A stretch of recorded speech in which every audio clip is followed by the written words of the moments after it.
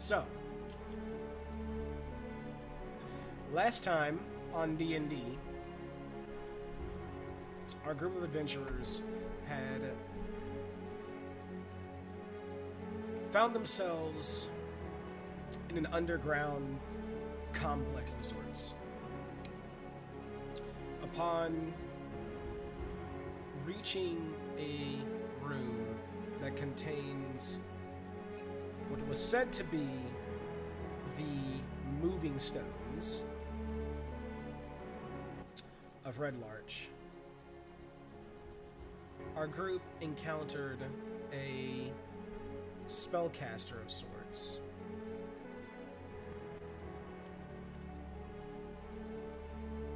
After realizing that he would have a difficult time dealing with the party of four, he begun to retreat, disappearing behind a secret door and into a hallway that's eventually led to a dead end of sorts, filled with rubble and debris and things of that nature.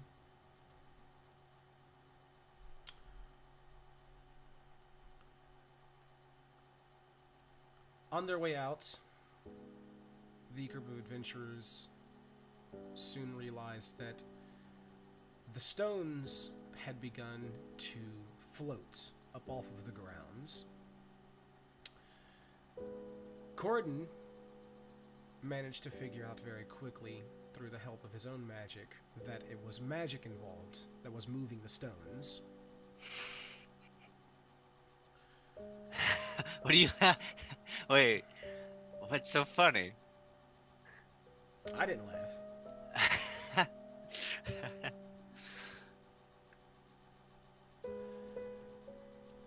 That moment when you're the only one laughing and then you ask what's so funny? I thought I heard someone snicker.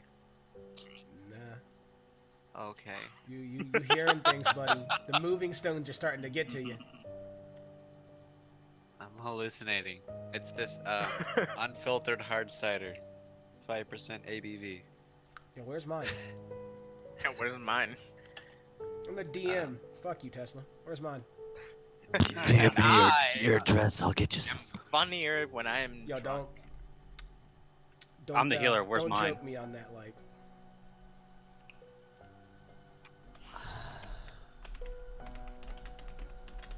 Anyways, up to the recap.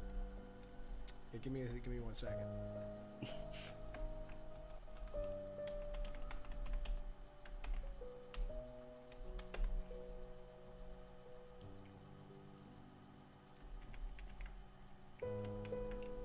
I'm gonna say, don't front me on that shit, Dewey. You mentioned it, now you deliver. Okay.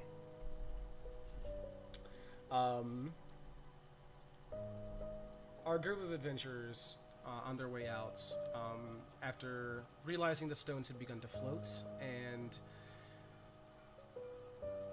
realizing that it was magic that was making them float, found themselves face to face with the constable of the town. Things began to make a little more sense as the constable mentioned that the 3 corpses that our group of adventurers had found previously were missing villagers, in fact. Suspects of murder. Or rather, victims of murder. Suspect. A couple of them might have been suspects in their own rights, but in the end, they were victims.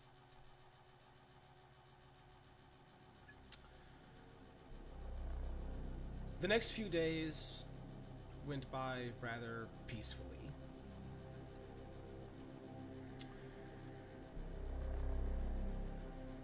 Nothing out of the ordinary, except for a few suspected members of, I believe, the name of the group. It's been so It's been a minute. Philip. J. Nah. I know one Chad. of you has notes on this. Tesla, where is it at? Yeah. You're my notes keeper. What's up? Which part do you need? I'm just looking through your notes. I'll find it. So bottom up. The driver's name, Penny. I have a chicken named Jimmy. Yeah, Tesla keeps notes He on has a new everything. scar. He's a good boy. The Tomb of Moving Stones. The Even though I lost an Believers. inspiration from one of my Yeah. notes that one time. Yeah, the Believers. Several suspected members of the Believers would have fled from Red Larch within those couple of days afterwards. But outside of that, nothing else out of the ordinary. The group would have then, with things finally settling down and becoming what some might consider normal,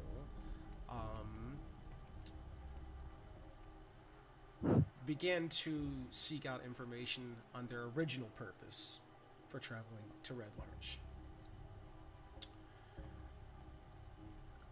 With some newly acquired information, our group set out to investigate some shallow graves. There, they found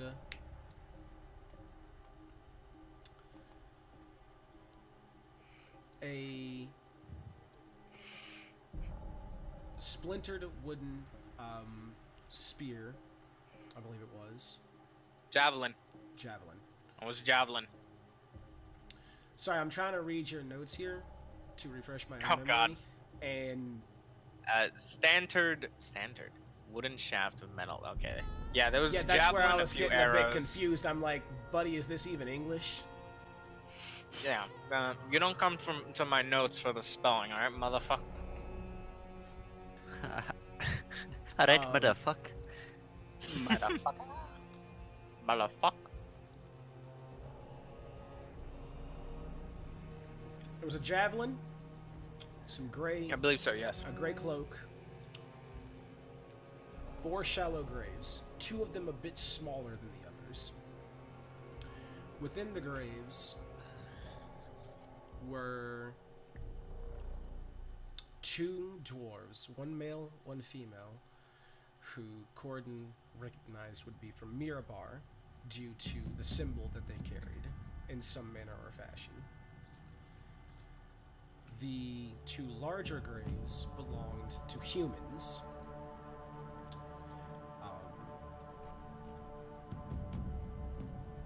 One of the humans, male, appeared to be a warrior of sorts, dressed in a black cloak with a strange stone-like armor. The other, a male human, in a white robe with black feathers at his shoulders. All 4 appeared to have died from arrow wounds or crushing blows of some sorts. From atop the small hill that the graves were located, you would have noticed that you had a good view of the surrounding hills from the vantage point. Several miles to the west, you could make out the tiny outline of Red Larch itself, the thin dark line marking the long road. Several miles to the north, you see a slender old tower circled by large birds. Unfortunately, you wouldn't have spotted anything else immediately nearby.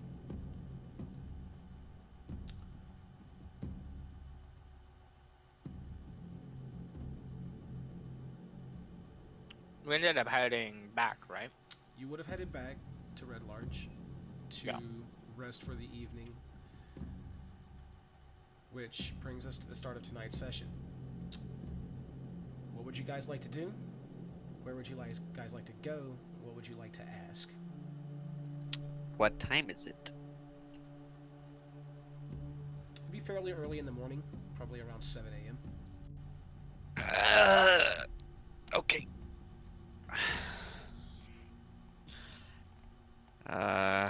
assuming we're staying at the inn. You would still be there, yeah. You've been offered free room and board, if I remember correctly. Oh, okay. So, Yeah, what's the plan? A little bit too much pirate, sorry. Man, my neck's killing me. Oh, I did not sleep good last night. Ah, God.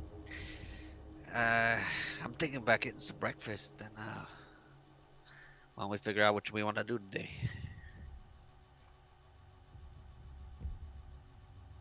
Breakfast sounds like a good idea. Breakfast.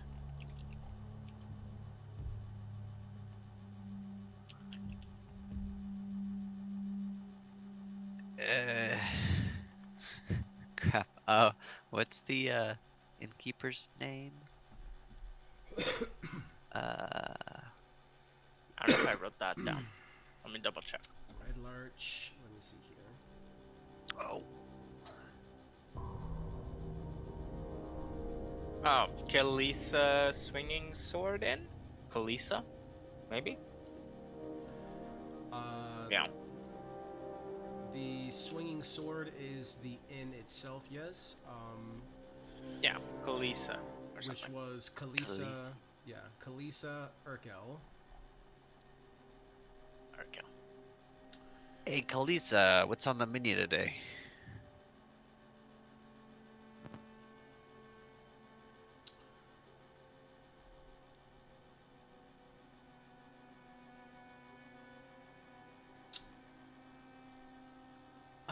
To be quite honest with you, I'm not sure. I don't particularly keep a menu of the Helmet High Sun here in my inn. You able to just cook us up, kind of whatever you got laying around? Well, that was her way of trying to say nicely. The swinging sword is literally nothing more than an inn. Yeah. Oh, food oh, and oh, drink, okay. Tavern go- is where you go. Yeah, for food and drink, you go right across the street to the Helmet High Sun. See, Gordon's only got a +1 to wisdom, passive perception of 11. So I mean, she probably didn't roll well. That's okay. You know, she had that low persuasion roll. All right, so I'd probably head out and get food there. Follow him.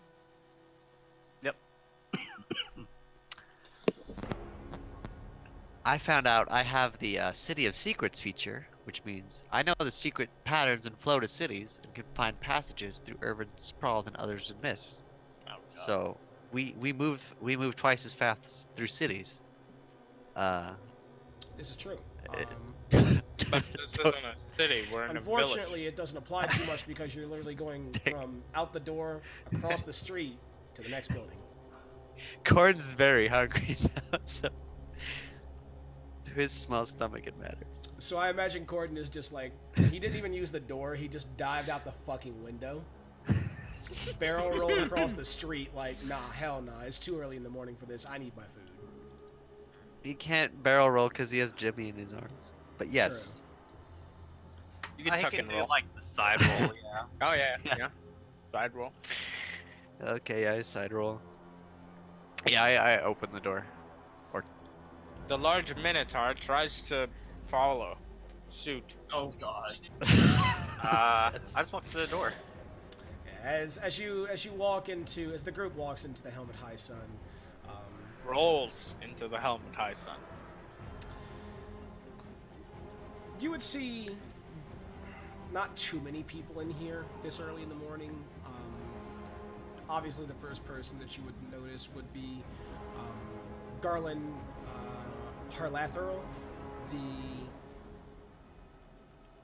owner and proprietor of the Helmet High Sun, as he sort of stands behind the bar, wiping down the bar a little bit in preparation for the day.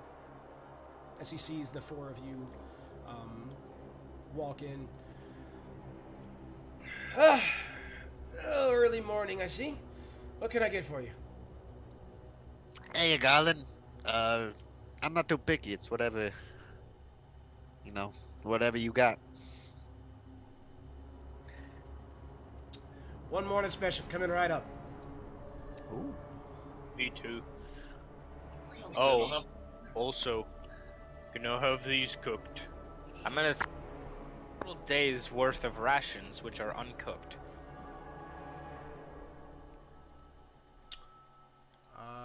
What were they originally made out of? I think it's bear with a little bit of rabbit. That stuff is old as AF. Yeah, it's a few days old. That's getting up there. I wanted a roll more throat. Sorry. Fuck, dude. What's the voice? God damn it! Gotha. this. Oh, more throaty. Less oak. Less oak. Right. Don't do this voice. Do this voice. There you go. They're too similar. They're too similar. Fuck. Alright. Yes. I cooked. Here. Cured too. Nah, that was oak again. Fuck! This oak. Nah.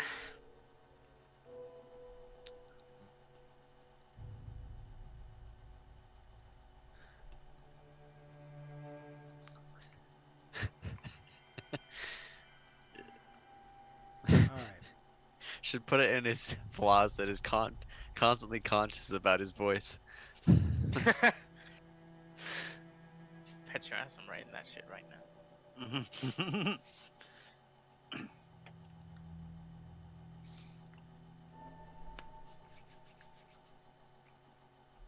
After about 15 to 20 minutes, you would watch as one of the tavern wenches comes out holding a giant wooden plate. And as she sort of walks over towards the table, begins to sit down smaller plates in front of each of you. What all of you see is a rather delicious set of smoked fresh trout fillets with a bit of what appears to be mixed vegetables on the side, and a very unique, almost garlic-like sauce.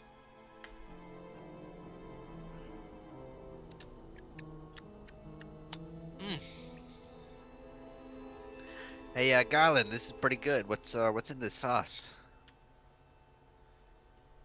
Now that my friend, that's it's from a family friend, old elven secret.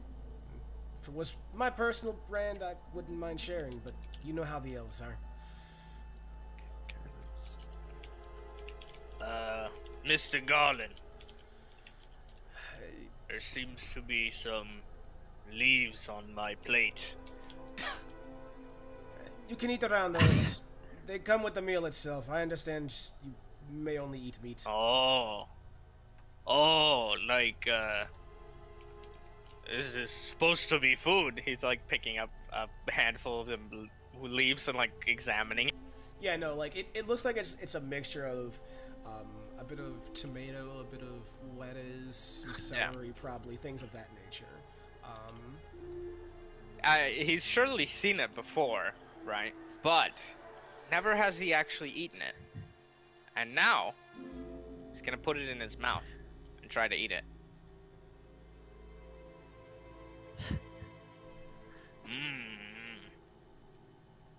Interesting flavor, but not very filling, is it? What is point? Eat it on the side with the meat itself. Why not just eat more meat? As he says that as he's eating the fish. Because meat is expensive, my friend. Just kill. Cocks his head. Unfortunately, that's not as easy for most people as it is for you. Corden pushes Jimmy just a little bit out of his line of sight. He's like scratching his head now as he's eating his fish, kind of like thinking, why wouldn't it be easy? Animals so dumb.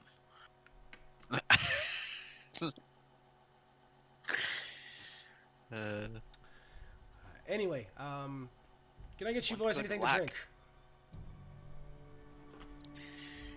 you got any kind of like a coffee or something?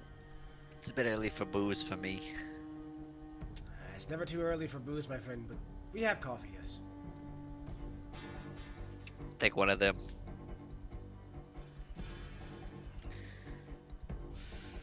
I'll have a coffee as well. Something nice. Just some water, please. Alright. And for you, big fella, what can I get for you to drink? I don't know what coffee is, so water. Water for me. Alright. 2 coffees, 2 waters. He's really curious now. He's just waiting for the supposed coffee to come out. What comes out after just a few minutes is 2 mugs full of crystal clear water, and what all of you see for what is considered to be coffee in D&D. Coffee.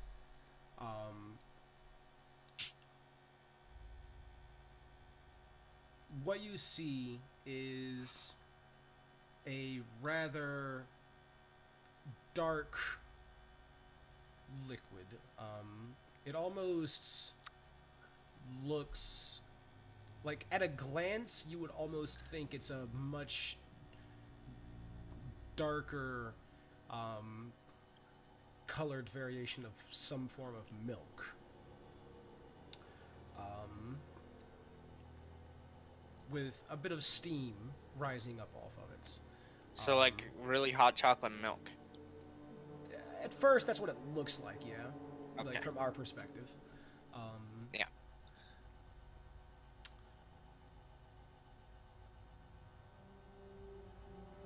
So you like put milk and cream in it? Not exactly. This is standalone. Next to the mugs of the people who ordered this quote-unquote coffee, you would see a very small little container that has what appears to be a very finely ground sugar, and another small container that has what appears to be actual milk of some sort in it. You have the choice of adding your own sugar, your own creamer, obviously, like from our perspective in the real world. No. Gordon drinks his coffee black. I'll drink it the way it is. Mariner just watches those two drinking the weird Alright, liquid. You two are my favorites. Anyone who puts sugar or creamer in their coffee sins. Well, if we don't drink coffee. Yeah. That's acceptable. I'm not saying you have to drink coffee. I'm just saying, for those who do drink coffee, if you put sugar or creamer in it, you are a sinner. Strong opinion, but what okay. What if I hate the taste of coffee so much, but I still want the caffeine, so I get a mocha coffee, cafe See, mocha, at that point- and just at that get point, a my lot of friend- syrup with it. At that point, At my that friend, point, you that just, is a sin. No, at that point, my friend, you just go get a fucking energy drink. Stop being a pussy. That's a good point. But I want something hot. Fuck off. Get a hot And I chocolate. like the taste of chocolate. Get A a hot chocolate. frappuccino That doesn't is give me caffeine, does it?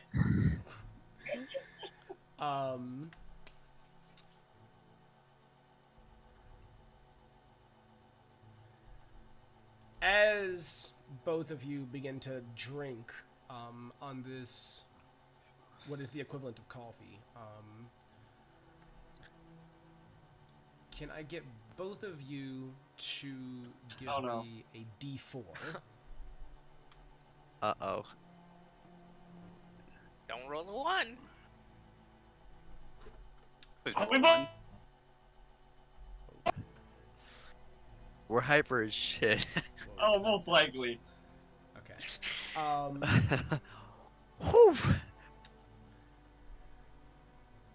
For the next hour, both of you have +2 to any dexterity related check or roll. +2. Damn. It's some strong shit. You guys are pretty hyper at the moment.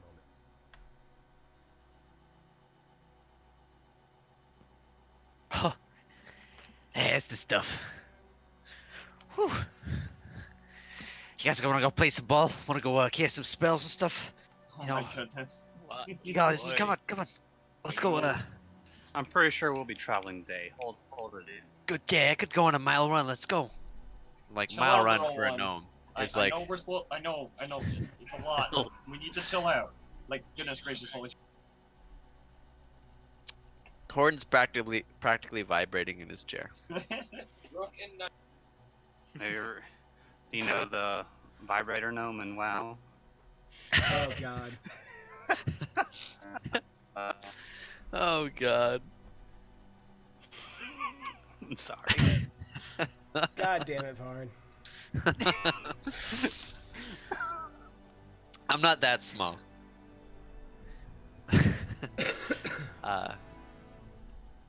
Alright, so. With your morning ritual out of the way, you've gotten your food, your drink. What would you guys like to do from this point forward? So that you're aware, and so that you remember. This is the actual map that we will be working off of from this point forward, for now, at the very least. He's a big map. Welcome to the actual campaign. Welcome to the world, essentially, for now. Yay! So we want to mine's know. just a gray blob. What the fuck? We want to know where's the delegation from Mirabar? Why haven't they Yep. arrived yet? And why is this area their last? Oh known well, area? we just found the delegation from Mirabar. Can you give me that map again? It was just Yeah. gray. We How about we now? found the delegation Okay, from good. Mirabar. Yeah, We're dead. that's just what he told us at the end of the campaign, though, because I wrote that down. Well, if you Well, go into before- notes, the rumors of in Red Larch are still there. If you click on it, has what we got. Rumors in Red Larch. Yeah. So The- Rumors and the- Red Larch is what you guys have to work off of, essentially. Notes. You would not have recognized anyone from those 4 shallow graves as being people that you would have known as being Oh, crap. members of the delegation from Mirabar. I just closed Fantasy Grounds, so give me a Interesting. second. Unfortunate. Oh my. Unfortunate, my friend. I kept getting Steam messages, and I was just like, I'll close Steam. Oh yeah. This is why I have the standalone version.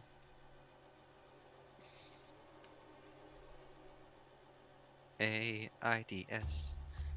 AIDS. Okay. So the So only we lead we probably have have, to go to Belliard and then follow that lead.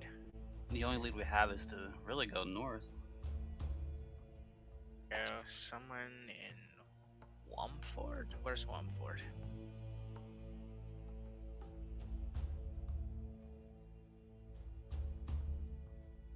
Oh, there it is.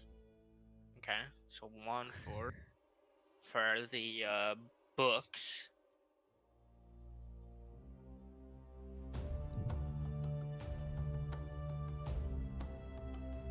Yeah, Wamford for books, and Amnian merchant heading north on the long road stopped. Can you share For those notes in the wagon. map again, please? Thank You you. can load up the notes in the notes tab. Notes tab. I still don't see that. I see PC, background, classes, feats, items, races, skills, and spells.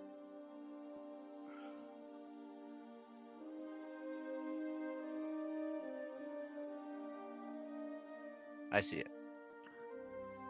That is why. Thank you. That's why I Okay. haven't been able to find notes all this time. So, based off what we've gotten, I think the first lead we should follow is the Mirbar delegation. Since we found 2 dead Mirbar dwarves, Yeah.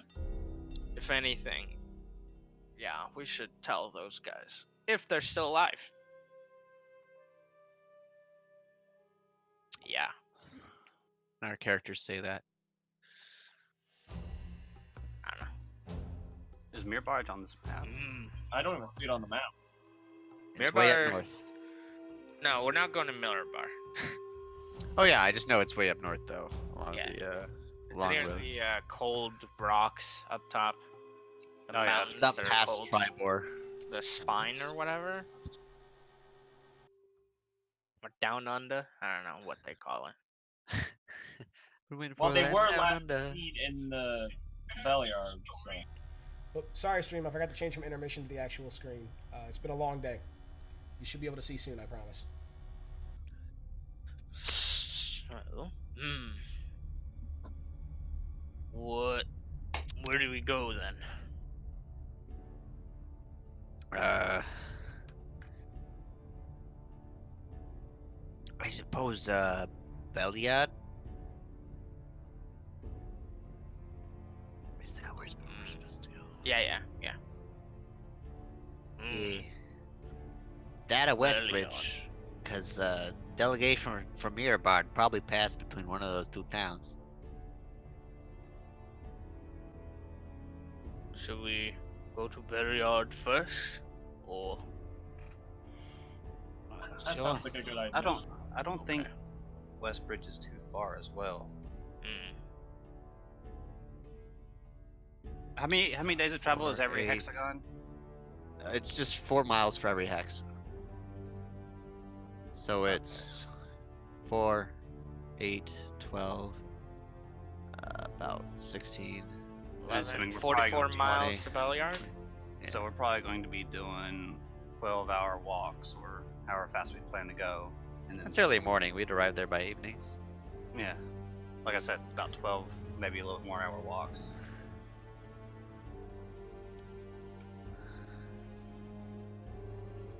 Okay. We can go whenever. This voice is just going all over the place now. God damn it. I suppose we could start going north to Westbridge, and then, if need be, we can go Bellard from that road. I'm down for Westbridge. What are y'all thinking?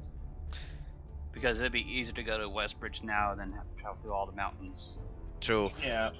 And it's on the long road, which is kind of the main trade route. But didn't the the delegation last seen in Belliard? Oh, it was. So Well, if that's the case, is there we should go even to a point Beliad. going to Busbridge? I was last seen in the town of Belliard, yes. Yeah, so if that you're right. Yeah, we should probably go to Belliard, even though it's off the beaten path. I suppose that makes sense. I suppose we Yeah. should go through the mountains first. Yeah.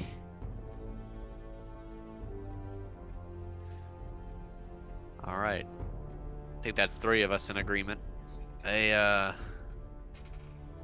Aralina, what do you think? I'm down for wherever we go. I just need to move. Yeah, I know what you're thinking, man. Are you okay? It's just that we had a lot of coffee and that we're kind of high energy right now. We kind of gotta get moving, or else we gotta, like a battery, it's gonna explode. It's got a lot of energy right now.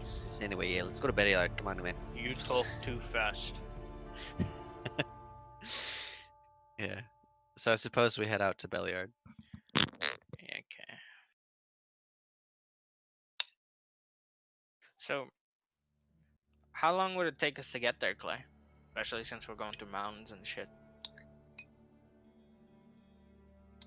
So, if you're traveling using the large path, you would have a relatively beaten path that you could follow. Going from Red Large to Belliard would take a bit of time.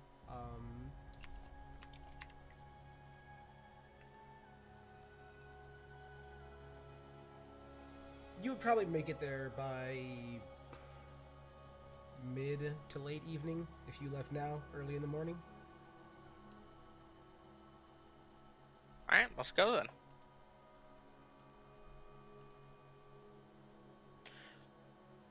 Oof. Do I know this? Never mind. Do you know what, my friend? Oh, it's just stuff my character's a, silly minotaur who doesn't know human society very well, so I doubt he would know anything of the, taverns, being the place to go to find information. I know he knows that's where he goes to find jobs, but not like information, right, about something. And I don't think he would know, well, he would know that they're more populated in the evening, so I don't know if he would care to think about that, though. You know? Okay. So, you guys are going to begin your travel to Belliard then? Yeah. Alright.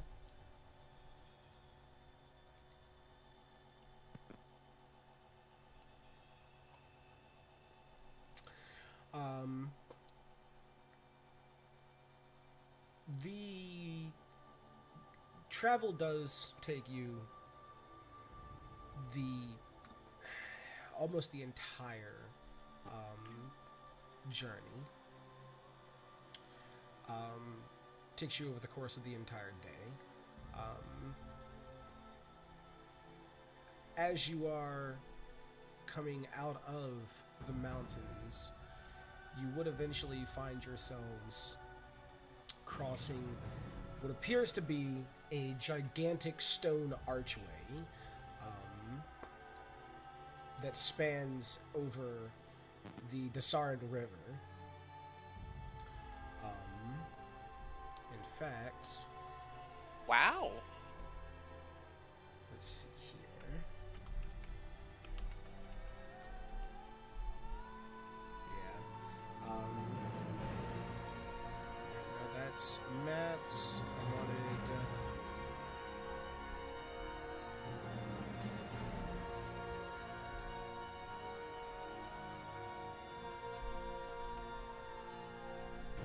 Yeah, this is what I wanted.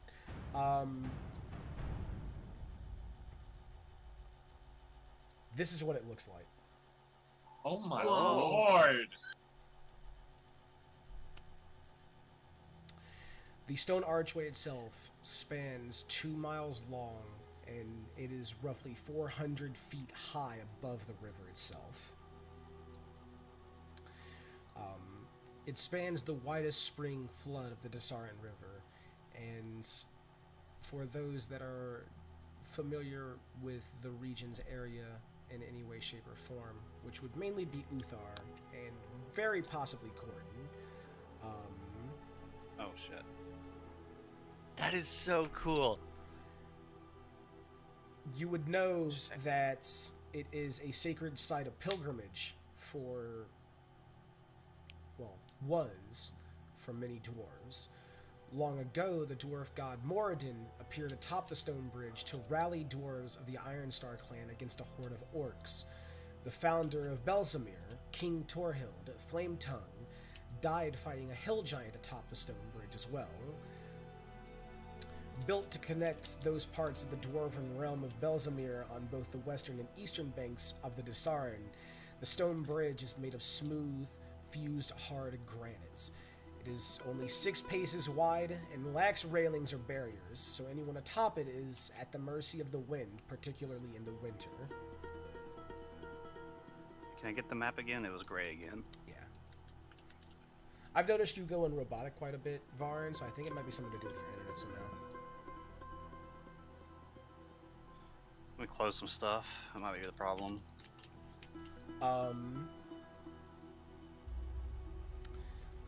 As you travel across the bridge, you would eventually make it to the other side, and you would find yourselves near the outskirts of Belliard. Orchards and large cattle ranches surround the little town. Large stockyards lie on the east side of the town, with stone warehouses along the Dessarin road indicate that regular caravan traffic passes through the area.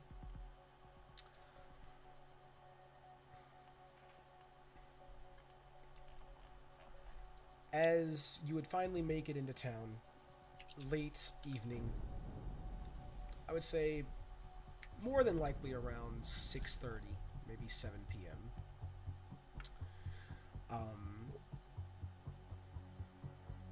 You would locate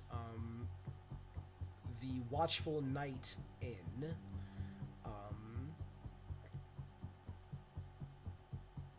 which in this case does function as both an inn and a tavern.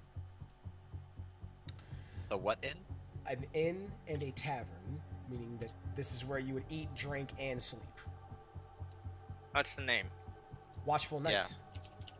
Thank Thank you. you.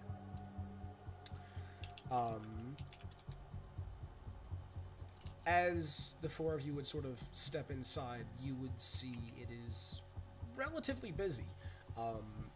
There's almost not a single table that isn't packed full. You would spot one table with 4 seats. What appears to be the last table within the inn. Corn's running for it. Yeah, the 4 of you could take up seat at. You've been hyper all day. Yep. I don't get it.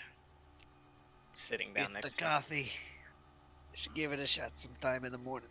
this Ah. coffee seems mystical. Almost Can be powerful. essence. It can be pretty good, but it comes with a bit of a crash sometimes. As you guys are like getting into the tavern, by the way, you would begin to feel the crash of the coffee hitting both of you, Corden and Erlia. Yeah, we're gonna Yeah. be tired. Until you benefit from a long rest, both of you are going to have a -2 from this point forward to all dexterity checks. Yay! I wasn't good with dexterity checks anyways. Luckily, we're at an inn.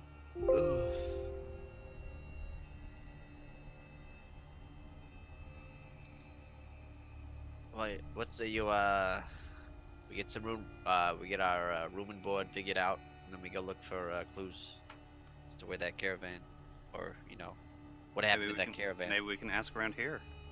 Yeah. As the 4 of you take a seat, you would see a... Oh yeah, I'll take care of that for you in just a second, Tesla. You would see a relatively young human female beginning to walk over towards the table.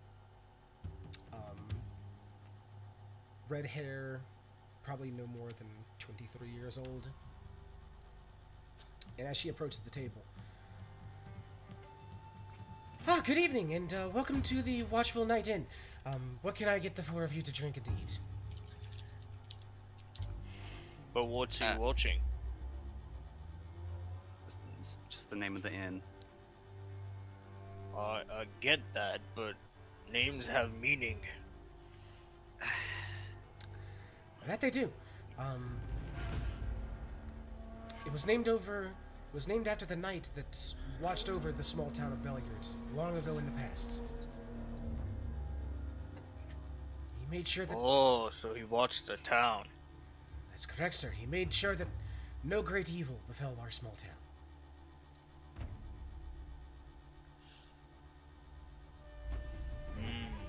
Obviously didn't protect from great beauties, though, did it?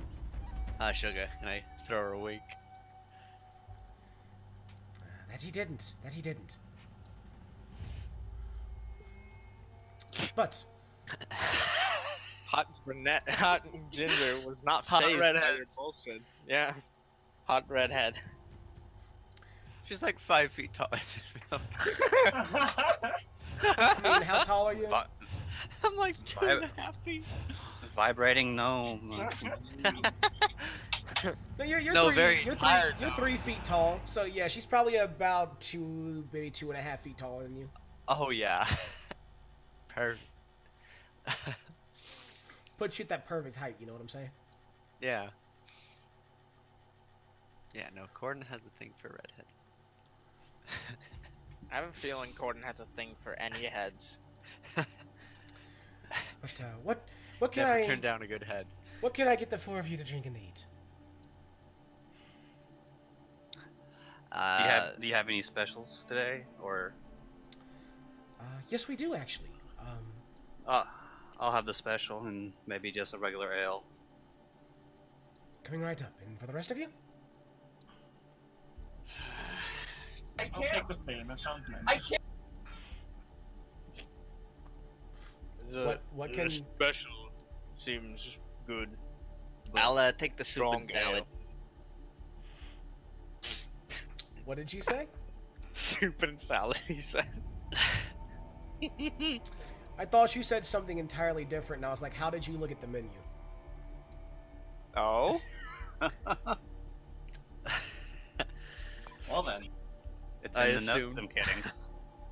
Turns out he's a divination wizard. He just knows.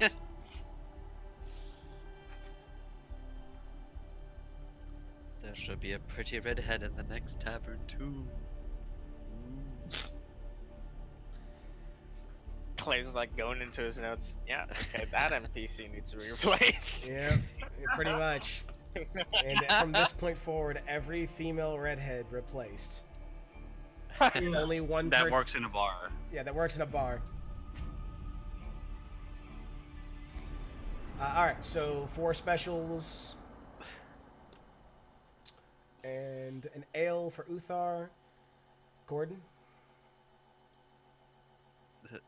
Soup and salad. Do they have it? No. Dang it. I'll take the kids menu. You're getting a special. Tavern. What would you like to drink? Man, Please say chocolate milk. can I get a chocolate? Hey, sugar, can you get me a chocolate milk?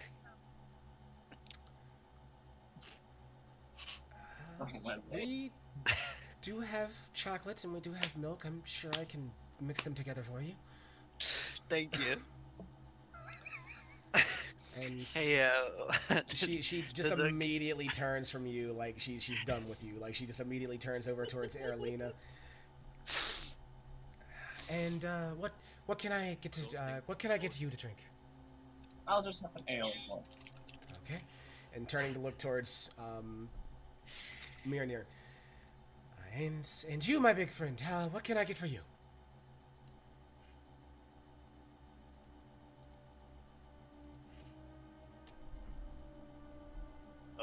Oh, me. I'll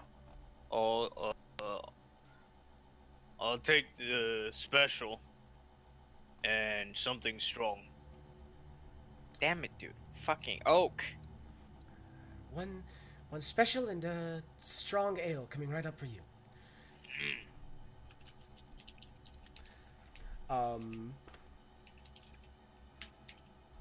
Over the course of about 20 or so minutes, while you're waiting for your food and things of that nature,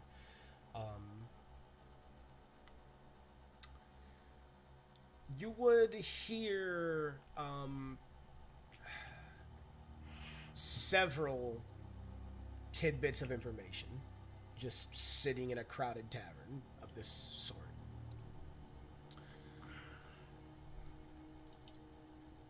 For the most part, it does appear that almost everyone in this tavern is talking about the travelers from Mirabar and wondering what happens. There's more than a dozen theories that make the rounds throughout the time that you're waiting for your food. Most of them make no sense. What you do gather, however, is that Nesher Floridin, the proprietor of the Watchful Night Inn, apparently spoke with the delegation leaders when they were here. There was a cattle drover that apparently met the delegation on the Dessarin Road about 10 miles south of town a few hours after they left, or so he claims. And the other tidbit of information that you gather is Senya,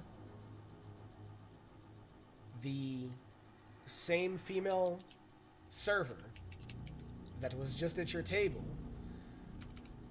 supposedly noticed a strange monk who wore a golden mask observing the Mirabarans closely while they stayed at the Watchful Nights.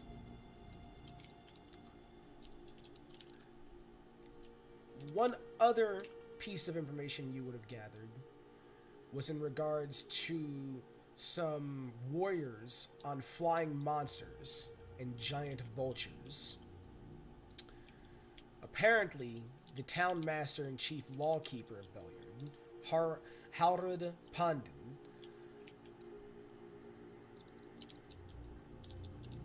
What was that name again? Halrud Pandin. I'll give you all of this stuff, like, name-wise, here in a little bit. Thank you. Has been a little concerned with the spottings of people riding on the backs of giant flying monsters and giant vultures not too far from Red Larch and Belyard itself.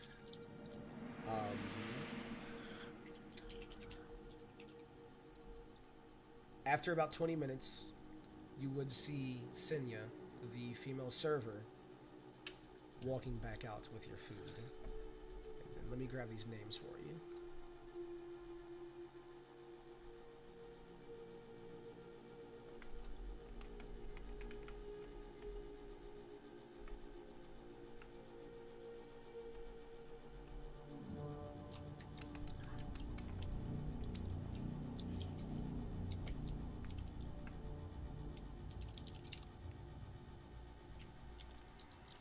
So is that like all the information, or could I do like a perception check to find something a bit more detailed on what we're looking for? You could try speaking to any of the people who were name drops, basically. Okay. This is just like little bits of information that you would have picked up from other people just like murmuring and shit like that throughout the tavern while you were waiting for your food to arrive. One thing I would have forgot to mention was the server's name being Senya, which is why I mentioned specifically that Senya was the server that was just at your table. Hey, I got her name right though. That's cool. I didn't. Literally nothing that you have told me in the last 10 minutes has been spelled correctly. And I'm proud of that fact. Ah, dang! I was one letter off on Halyard. God damn. Listen, my friend, if you were only one letter off, bravo.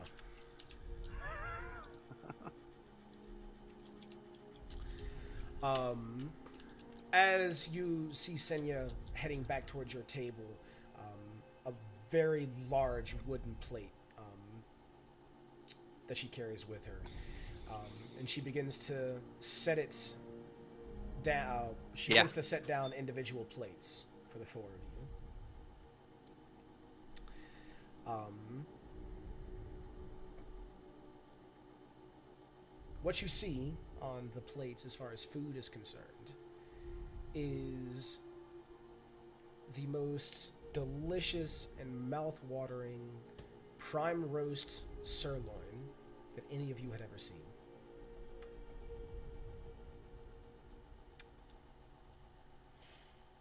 Now this is food.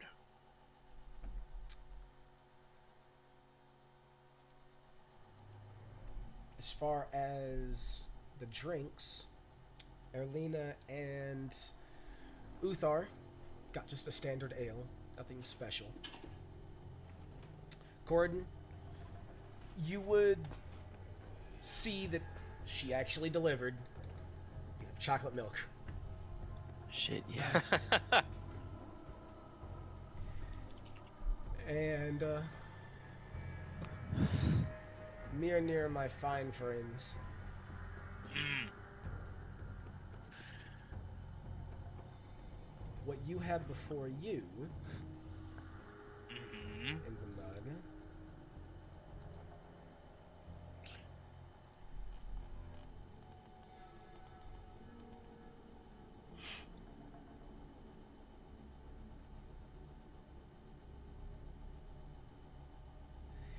is a rather odd-looking ale that has a swirl of orange and red throughout it. Mm. And you could almost swear that it is glowing. Mm. He shrugs and he drinks.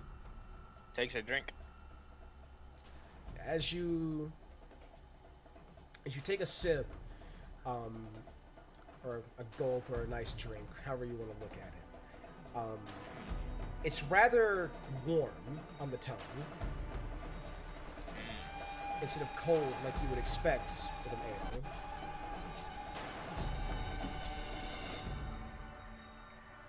You also would have very briefly caught the slightest odor of what appears to be sulfur.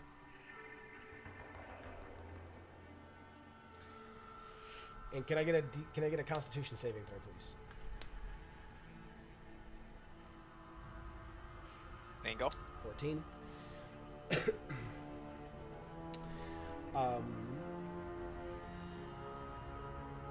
Yeah, you're good. Mm. It is rather strong. Smells weird, but it's good. He gives a thumbs up as he takes another drink. I'm glad you approve, sir.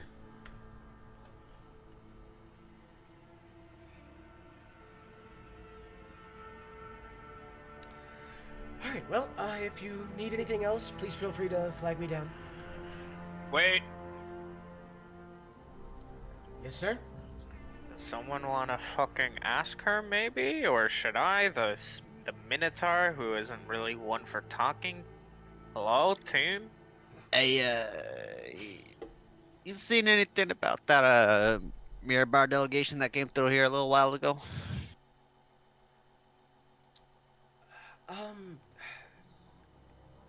Yes, actually, when they were here several days ago, they were staying here at this inn.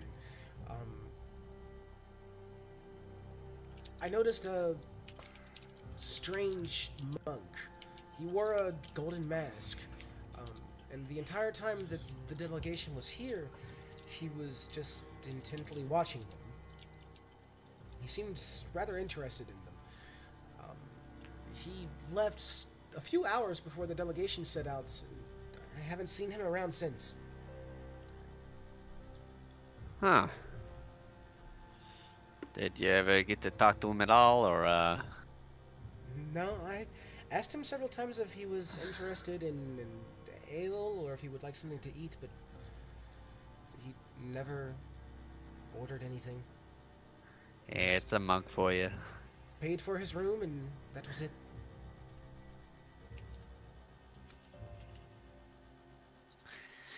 Alright, thank you.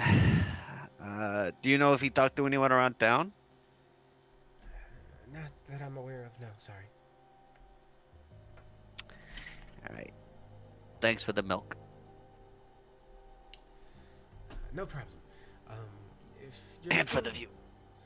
If you're looking for information on the delegation, I don't think she heard you.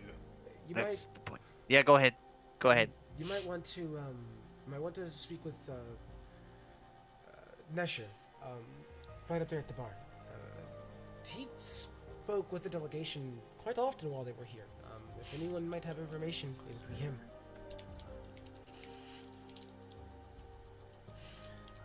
I think I will do that. But I'm going to eat first. Food is good. Perfect. Hope you all enjoy. And remember, if you need anything else, flag me down. she goes back to handling the other tables.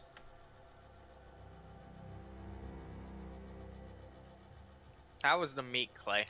Describe it to me Very in tender. excruciating detail. Very tender, very juicy. There's some form of exquisite taste about it. You can't tell if it comes from the meat or maybe the sauce that it was marinated in.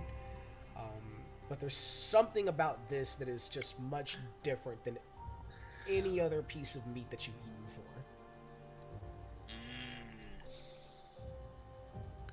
This is something else.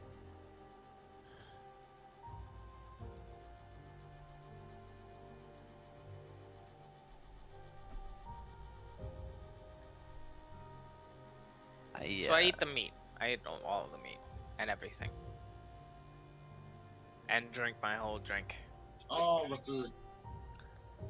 Gordon's probably already finished his food. He's a fasty. Hold on. Want to hop up to the bar and talk to Nesher?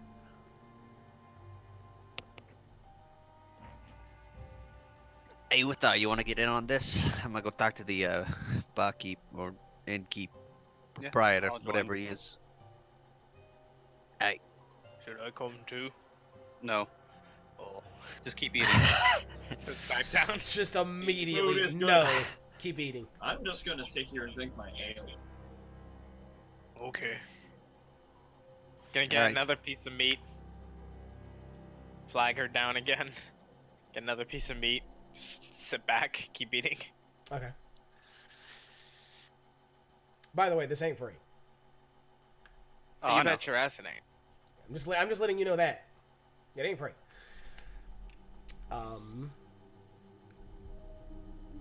Yeah, as Cord and Uthar, as you two head up towards the bar, you would see a roughly middle-aged human male behind the bar.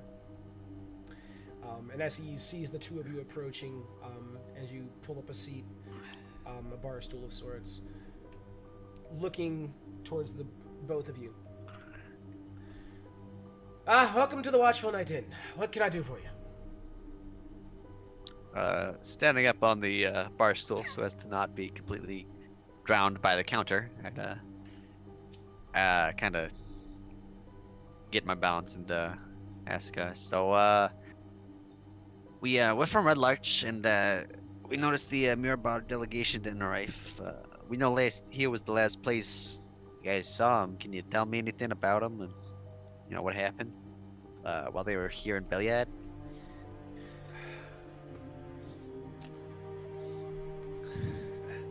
They were here a few days ago.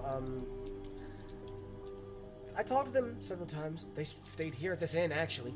From what I know, they plan to head south on the Dessarin Road.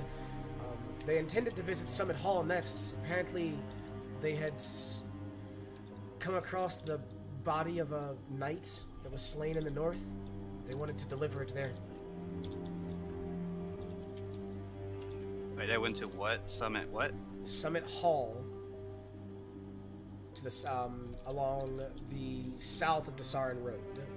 They intended to visit Summit Hall next, returning the body of a knight slain in the north. It's just weird. Did they ever bring the body in here? No, I never saw the body myself, just what they told me. That's good. I'd assume that'd be bad for business. They bring in a body during when you're serving. Yeah. They most likely left it preserved in their cart. So, did they tell you anything about the body or kind of what they were delegated to do? Didn't ask, didn't tell. Outside of that, at least. I asked where they were headed. They said they were headed to Summit Hall. I asked what for, and they mentioned the knight that was slain in the north. Past that, just sort of looks over towards you, Gordon. Head low, mind your own business, stay out of trouble. It's the motto I've always lived by. Once you involve Keeps you safe. slain knights, I don't need to hear more. Can I do an insight check when you gave me that look? Sure.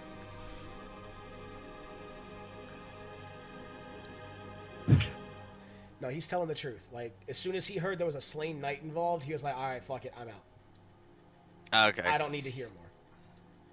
They never mentioned what type of knight he was or where he died. Just that he was slain in the north. Outside of that, nope, nothing. I didn't ask, they didn't tell. Alright. Tell me about the guy with the golden mask. I saw him here in the tavern a few times. He paid for his room. That was it. Senya paid more attention to him than I did, to be honest with you. Apparently, according to what she said, he was just intent on observing the delegation. He paid for his room early, left a few hours before they left. We haven't seen him since. Sounds suspicious, if you ask me. Hours before? Is that what you said, Clay? Yeah, a few hours before. So a few hours before the delegation left, he left. Maybe he set up a ambush for him. He looks over towards Uvar when you mention the suspicious part. I can't say I don't agree with you. I thought it was odd as well. I mentioned it to the delegation that they had been being watched for the time that they were here, but they didn't seem overly concerned with it. But they said thank you for the information and tipped me well, so I left it alone past that.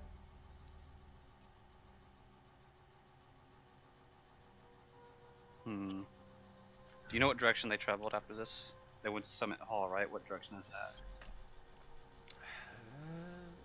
It's south. South? I think that's south, yeah. You just if you go out the if you exit the south end of town, just follow the road.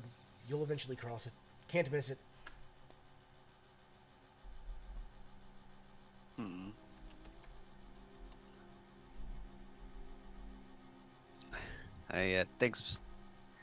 Thanks for your help, and I'll flick him a silver.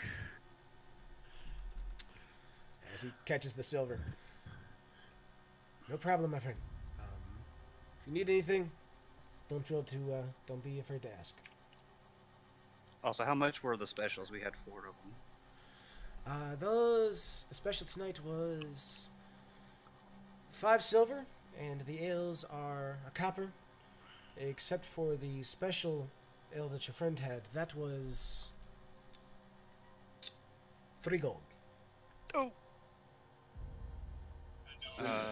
Yeah, I'll give him 6 gold for everything. And how much for the chocolate milk? He looks over towards you. When I heard that request, I told her just put that on the house. Yes! That's my man. Not every day somebody requests something that's unusual around these parts. Had a craving. Hey, that brings my gold down to 69. Inspiration. I didn't plan that at all or anything. I really didn't.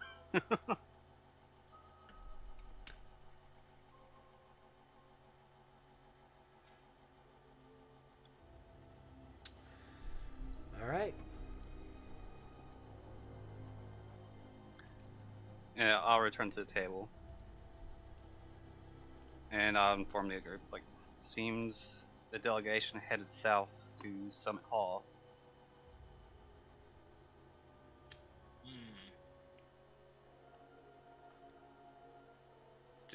Did you learn what? Fuck, dude, that's so oak. Did you learn why? Apparently they were bearing a slain knight there. Or just traveling through there with a slain knight. And we didn't see the slain knight when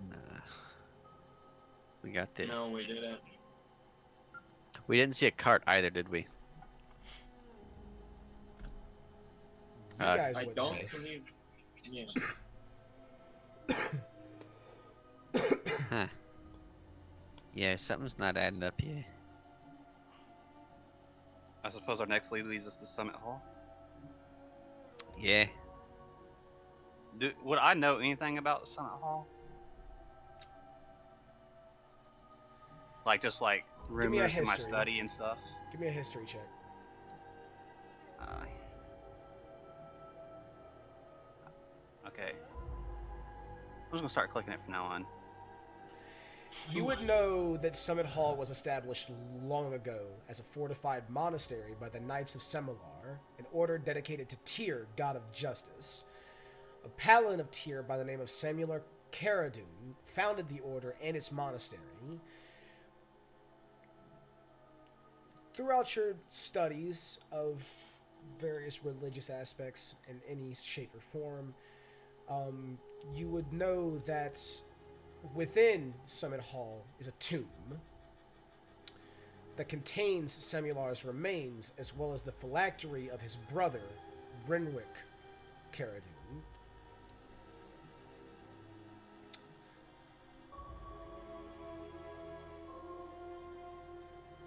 As of today, you would know that Summit Hall is maintained by Lady Usheen Stormbanner.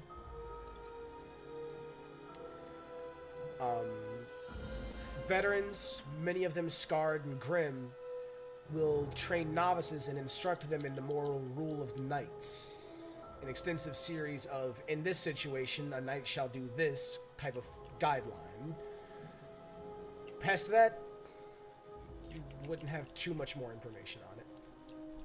Yeah, I'll tell that to the others. And can you get those names again? In the text. Sure.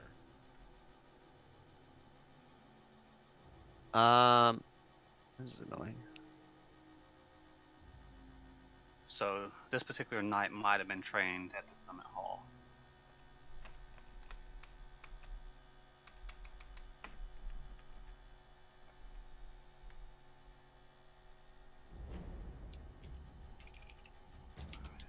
Copy. It's possible. Definitely makes a lot of sense why they'd bother to go there.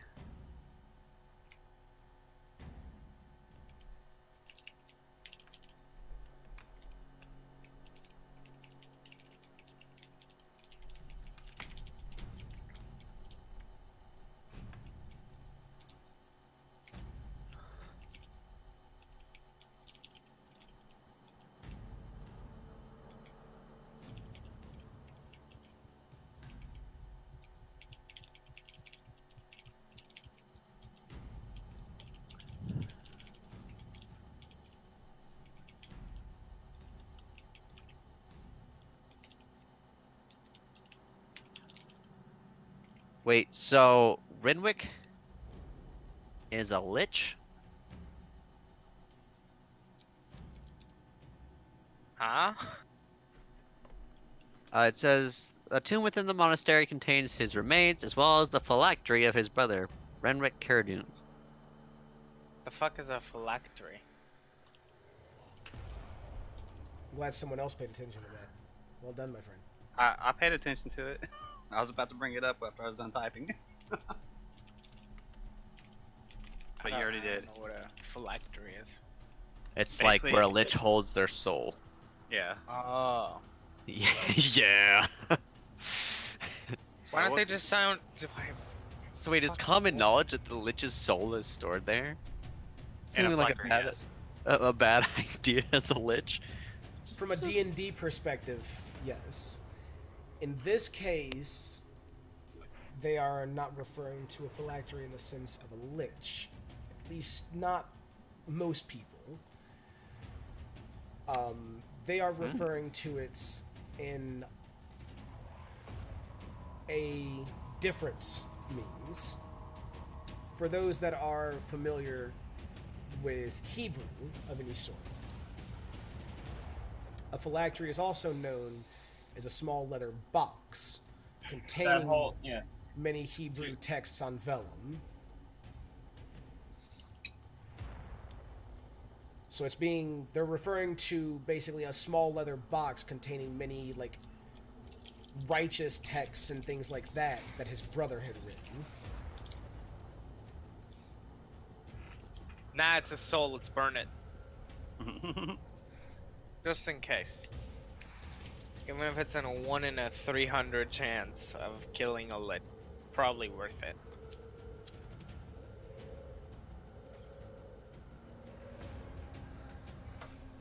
See, I agree with your mindset, and I'm glad someone else paid attention to that. I was typing. I'm sorry I didn't say it first. Okay. See, I don't know these fancy English words you people like to use. Like prestidigitation. Ni Like hao, a who? senpai. Oh, Nihongo desu ne! Oh no. Oh no. So I cast firebolt on whoever just said Ni that. hao, shut the fuck up. It's not even. Erlina and Mjolnir.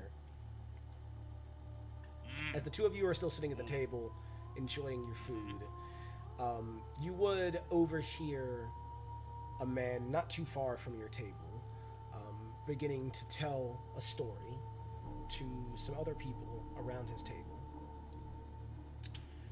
Loud enough that the two of you can easily overhear it. Yeah, so there I was. Yay. About 10 miles south of town, a few hours, I would say, after, from what everyone else is saying, when they left. But sure enough, I ran across the delegation on the road itself. We had a small chat. I asked them how their travel had been going. They told me the same thing that they've told everybody else here in town. They were headed to Summit Hall.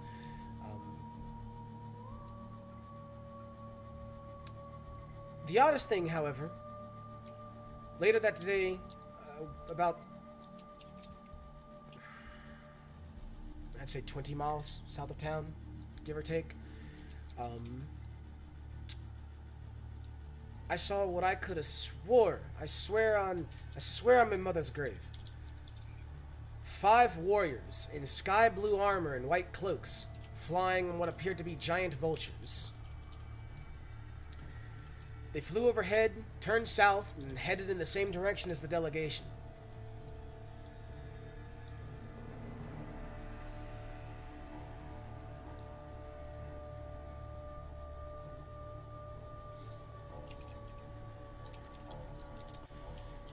From that point forward, you can't tell whether or not he's just making up more to add to the story, or whether everything is legit.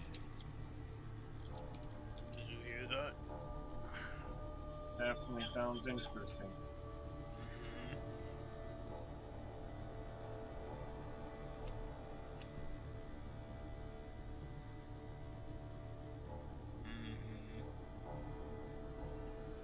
I'll also explain why we didn't find anything else.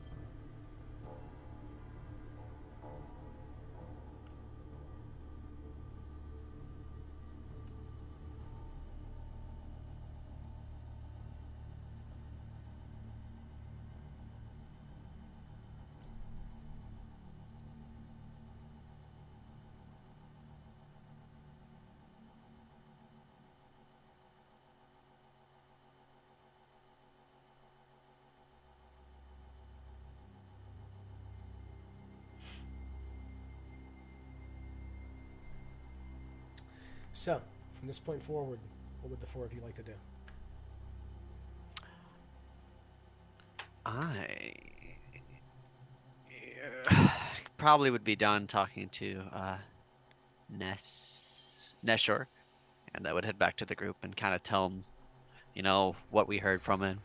And what I know about Summit Hall. Okay. So we should probably stay here for the night and then head south to Summit Hall and see what they know. Yeah. Sounds like a good plan. And maybe keep a lookout for this monk with the mask.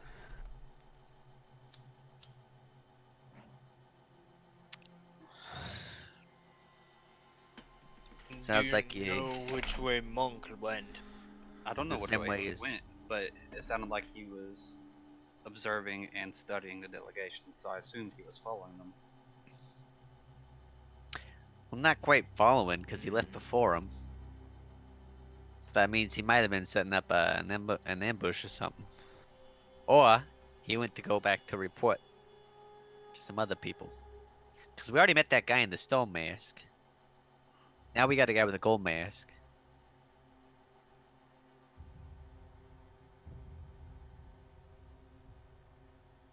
So now we got people flying on vultures. Like, it's a lot of weird crap going on. Mhm. I wonder if the vultures are still around. Because if so, we do need to handle them. Oh, they're- story. We heard story. That guy. I point at the guy who told the story. Very obviously, told story about seeing 5 warriors flying on vultures, going towards the delegation. Huh. Was this today? Did you see him today, or was it a few days ago? It was mentioned it was the same day they left. Okay, So several days ago. Okay. So if it's several I days think ago, so. so if it was several days ago, we're still the same information. Yeah, I'm thinking Summon Hall is next best bet. And you know, ever been to Summit Hall before? How long do you think it'll take us? Cause we already been on the road for the day. It'll probably take the us the day. better part of the day.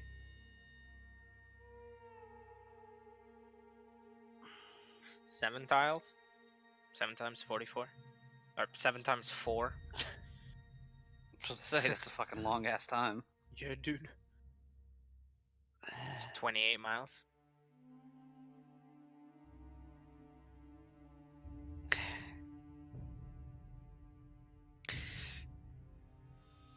Six, okay. So 24 miles? That's not bad. No, we could probably be there late afternoon. I think it's already late afternoon. We'd probably be there. I mean, if we're leaving in the morning, we'll be there late afternoon. Oh. Yeah. Yeah. Now we're Yeah. pushing through the night. We'll be there in late afternoon. Let's go, boys. All the way to Waterdeep. Let's go. Oh my goodness. No. I've had enough traveling for every campaign ever after that fucking 3 years of traveling in the other campaign. Hey, you know what? I think we should camp out on the road. You know, save ourselves some coin. You know, maybe get a head start.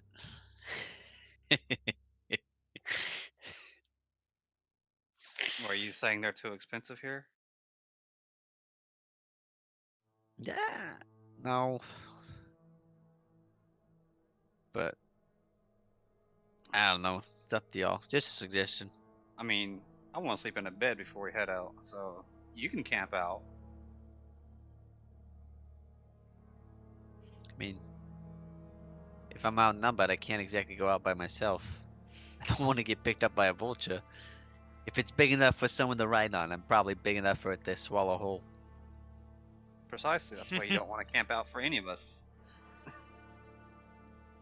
Good point. Let's Well- stay in the inn. For some reason, imagining you being swallowed whole by a vulture. Very funny.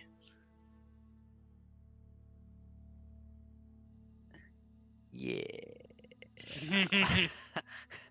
About that, I don't think it's very funny. You might I could be find so it- mean right now. You're gonna find it fun. I was actually thinking about doing it, but I'm not gonna do it. I was gonna use Phantasmal Force on Meteor. Have him make it look like he's being eaten. Oh God. That'd just be rude. It would be, but I'm not gonna do it.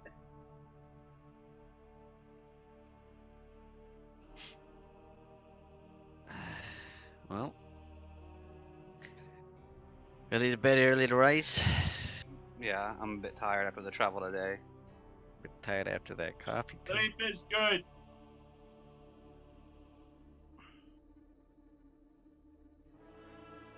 All right, so you guys are Too gonna bad. go Yes. rest for the evening, then head out tomorrow morning. Yeah. Mhm. Okay. Yep. Yep. Um, 2 rooms, 2 beds apiece. Here would be 2 silver per room, so 4 silver.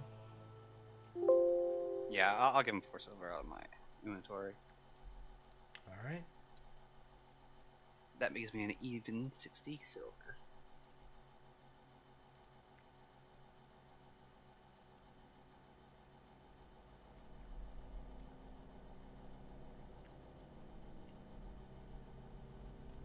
So if it's 4 silver total, it'd be 1 off of each of ours.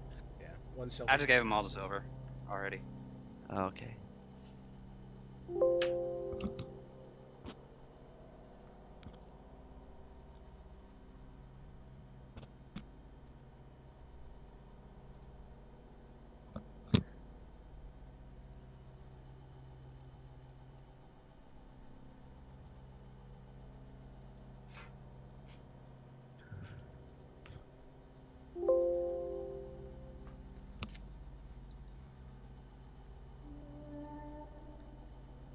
Wow.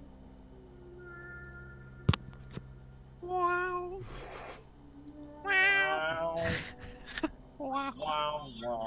Wow. That's just gnome snoring. Don't mind me. Well, don't worry, this music is fitting. Oh no. As the 4 of you would wake up early the next morning, roughly around 7 a.m.,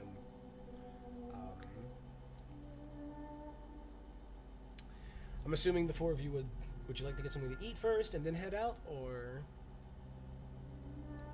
I'll get something for the road. something for the road? Yep. Yeah, I get like some dried meats. Yeah, if I- exactly. Okay. Get a piece of jerky or something. All right.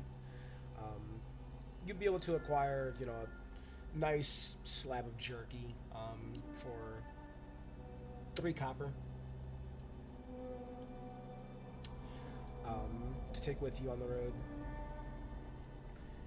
And as you set out along the road towards Summit Hall, the Dessarin Road leads south through the barren Somber Hills. So far, throughout the early morning, you wouldn't meet any other travelers. But you do see evidence that the trail supports traffic. Wagon ruts, mule droppings, things of that nature prove that people come this way on a regular basis. You wouldn't spot any people or anything else, however, until you're about 15 miles outside of Belliard. At which point, all 4 of you would spot a cloud of ravens and vultures circling a mile or so west of the trail. Where there are vultures, there is death. Like, are these giant vultures or regular vultures? These are regular vultures. You think it's worth a look? Definitely. What about the other 2? I believe it's definitely. Yeah, let's do it. All right.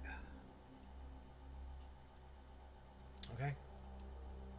As the 4 of you begin to make your way off of the road, in a small dell about a mile off the road,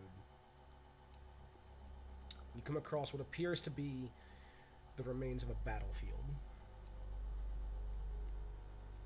A dozen dead soldiers lie on the ground, all dressed in black surcoats bearing the emblem of a red axe. Most appear to have died from battle injuries, although some lie in small craters or jumbles of broken rock. Abandoned and looted wagons lie nearby, with a couple of broken trunks sitting on the ground by the wagons. 2 rock cairns, one large and one small, stand atop a hillside nearby.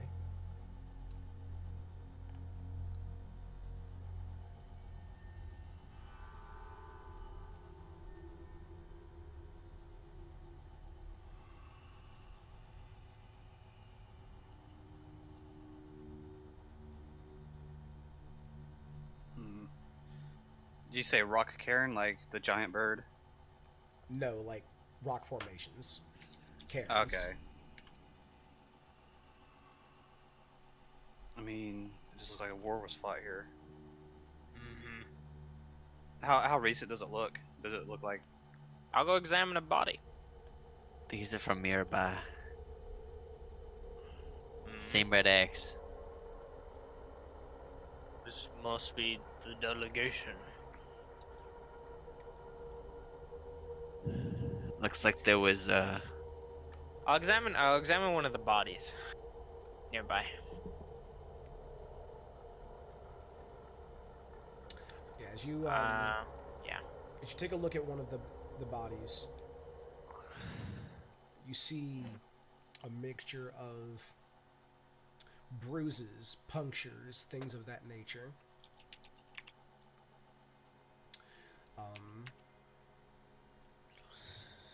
The bodies within the small craters or among jumbles of broken rock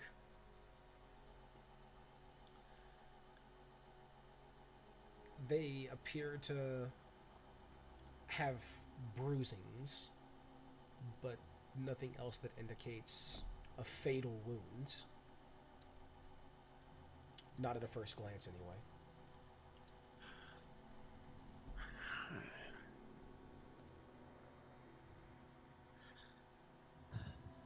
These crater ones are weird. think somebody threw some rocks at them, something? Maybe. Possibly a catapult. Mmm. I mean, who did drag a catapult all the way out here? Maybe they dropped them from the birds, you know? Catapult. Oh, stone flinger. Yeah. Stone flinger. Oh. No, no, no. No way. The There would be craters. tracks. Yeah. The craters. Do they look like it's impact and then rolling of the object, or does it just look like impact and then Impacts, nothing else. yeah, no way it was catapults. So 'Cause they're catapults probably would dropped fucking from the roll. sky. Unless if it's explosive or something. Nah. Oh, if it's explosive, there'd be residue or some Yeah. The most evidence. odd thing about the craters is that you don't see any rocks that would be big enough to create craters of this sort.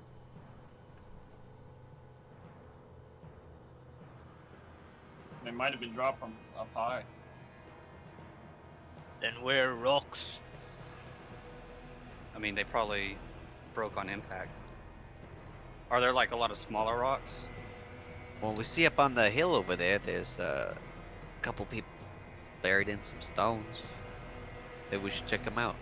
You see some of the bodies are in jumbles of broken rock, but the ones that are in the smaller craters, you don't see broken rocks around them. I want to pick up one of the, I want to go into the crater and try and lift one of the bodies. Like, kind of pat it down, too. Sure. You would be able to lift it very easily. Like, it Um, doesn't... it's not the issue of their weight. I'm trying to see if they're mush or not. If they are paste. Structural integrity of the body is what I'm trying to check. There most definitely seems to be several broken bones, but by no means are they, like, turned into a mush or a paste of like that. Like there are several broken bones. That much is obvious as you kind of go over the body, but This is weird. I can't tell how they died.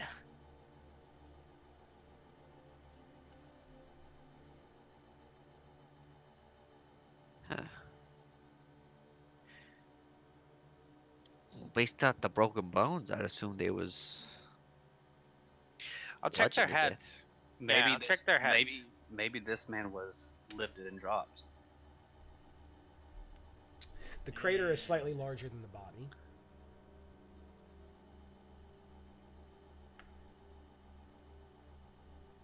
which would remove that theory. I'll check the heads. Okay. Are they? Do they have helmets on? Yes. Are they dented? The helmets? No. They're fine. Helmets are perfectly fine. Armor shows no signs of dents either. Can I do like an Arcana check and see if it's magic? Sure. Ooh, I have a +5. Oh goodness.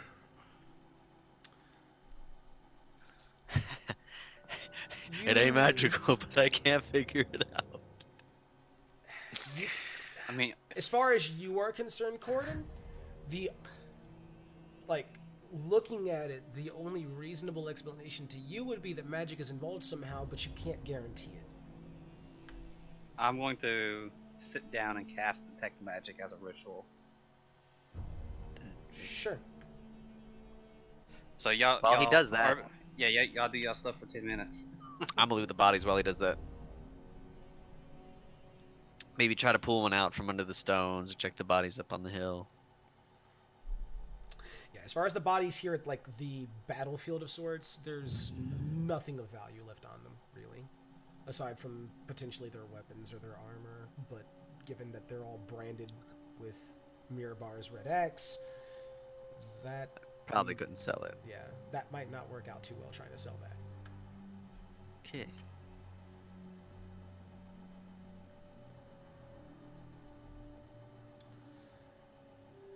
And then you mentioned you wanted to investigate the 2 rock cairns. Yes. Yeah, as you make your way up to the cairns, and begin to try and move the cairns enough so that you can see what might be in/underneath. One of them is large and one is small. Which one would you like to investigate first?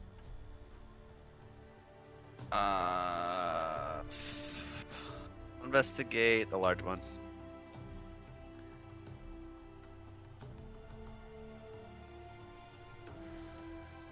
As you finally move enough rocks out of the way to investigate the large one, you find underneath 5 dead bugbears, all dressed in a black leather armor with a strange triangular symbol on it.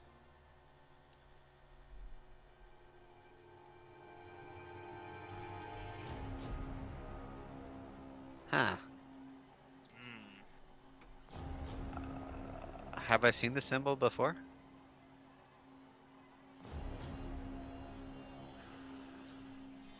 You would have saw it on the priests within the Moving Stones room. Dude, son of a bitch. Ah, it's the same. These guys work for the same person as that asshole underneath the underneath Red Latch. Hmm. Come over here, look at the armor, look at the sigil. I'll like lightly jog over there. Earth shakes.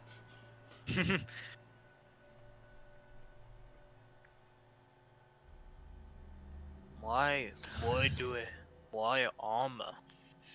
This species usually doesn't wear, no? No. Yeah. I mean, I know bugbears can wear armor. Ones I met. I never seen them in rank and file uniform. You would know that bugbears do On occasionally cat. wear armor, just never this organized. For the most part, it's usually mixed-matched hide pieces, things of that nature, but nothing this unified.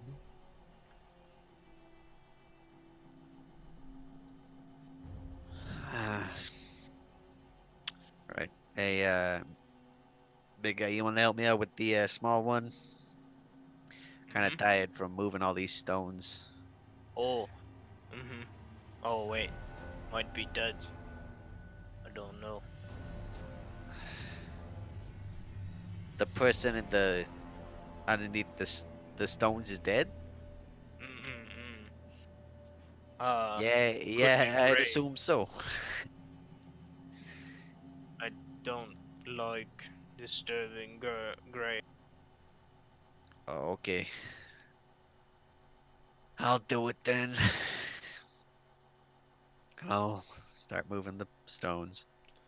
Yeah, as you begin to move the stones for the smaller one, eventually you come across the body of a human woman in monk robes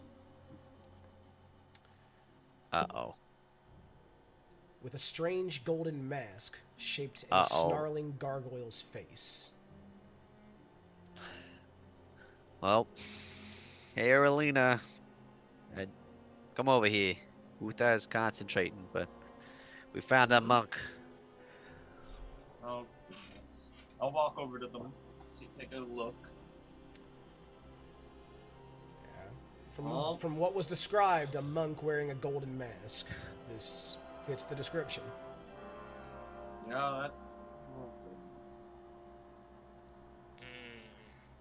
Monk did not try to kill, or did and failed. Or third party? There is more to this than we know, that's for sure.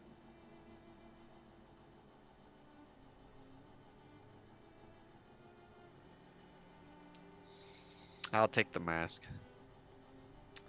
Yeah, as you sort of pick up the mask and begin to like look at it in closer detail, you begin to realize the mask itself is made out of gilded tin, not pure gold. Huh. And it ain't even gold. Just gilded. That's 10. Kinda. Knock on it. And Put it in my bag. Judging by that, you can assume that most likely it wouldn't be of any real value, but Yeah.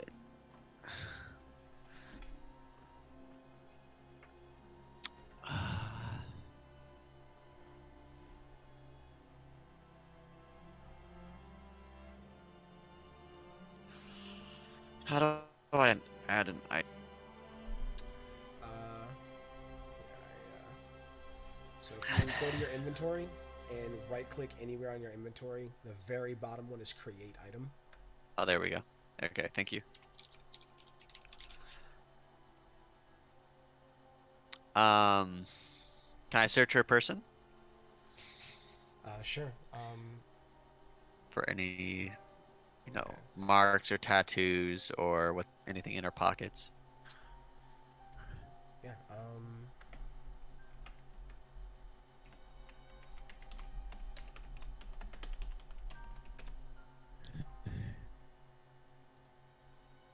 Go ahead and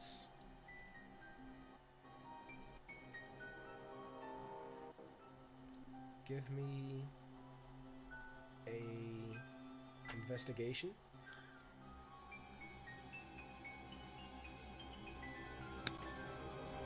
I'm so good.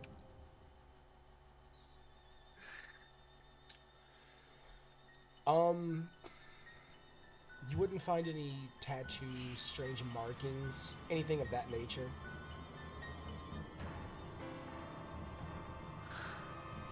And if she was carrying anything on her person, it was already taken. Huh. I got nothing.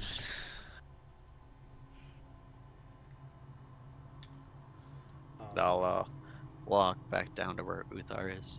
Yeah. Erlina, as you were walking over to like up the hill slightly to where the cairn cairns were, you would have noticed many sets of tracks in the general area.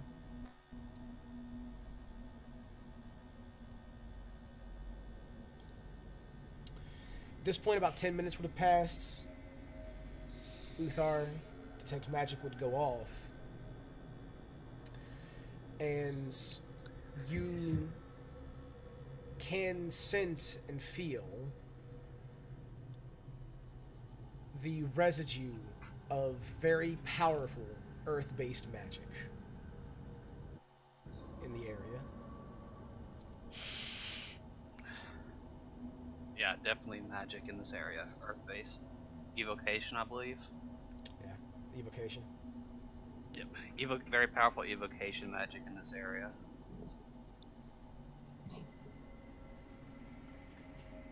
So probably our friend was here, or members of his cult was here.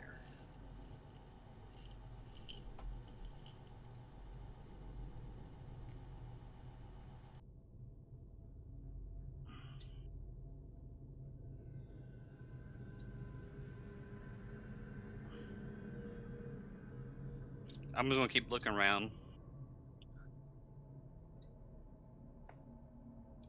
See if I spot anything else with my detect magic.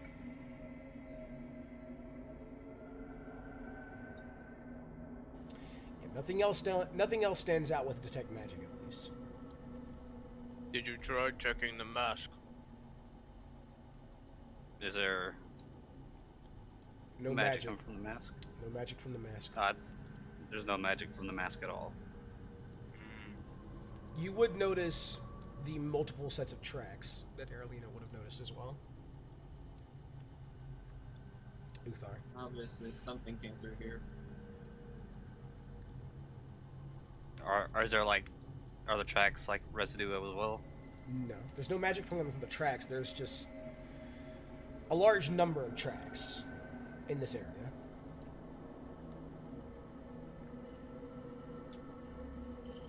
Do they all seem to be going like in a direction, or are they all just like in a panic? You can give me a survival check if you wanted. Anyone can. Okay. Oh wow, survival, my specialty. Anyone do I have else? Oh, it's wisdom. That's why. Oh. Well, fuck. Mjolnir, Aralina, and Corden, the three of you can't really make heads or tails of what the tracks may be from. I used to be good at this. Things of that nature. Uthar, the tracks, you get the feeling, would be from a large group of about 30 bugbears and medium humanoids wearing boots, headed west into the hills. There's about possibly 20 to 30 human-like people wearing boots headed west. If you guys want to follow, or not go at all, it's up to you. I'm feeling good. I'm feeling up to it. Personally, I feel like this is a clue, and we should probably check it out. It sounds like a lot of danger, but at the same time, we wouldn't be adventurers if we didn't check it out anyway. Yeah, we got nothing else to go off of anyway.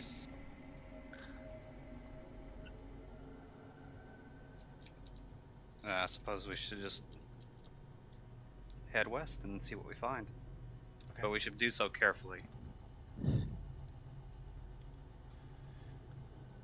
As Sounds good. if you guys want to proceed carefully, you can give me stealth. My real specialty. They probably should.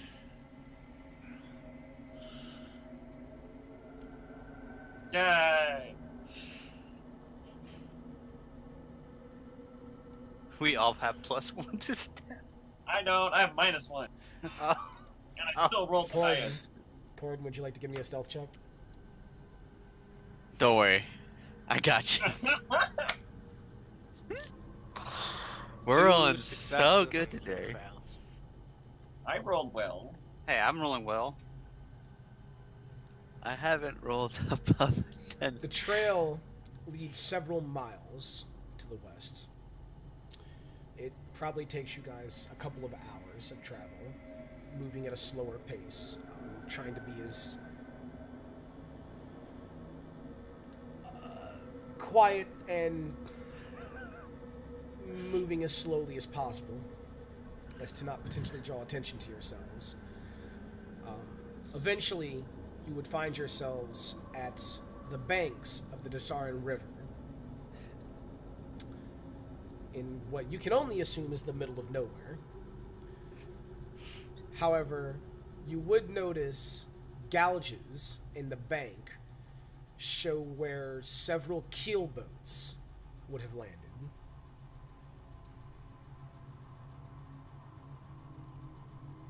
Huh.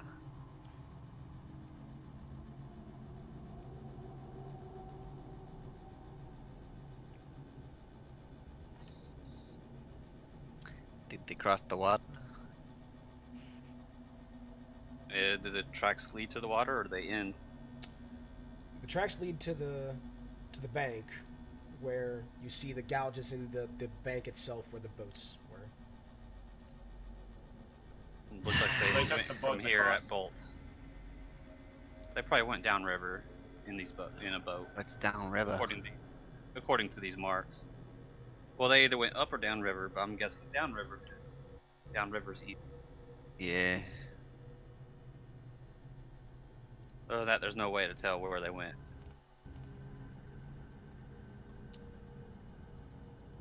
How big is the river actually?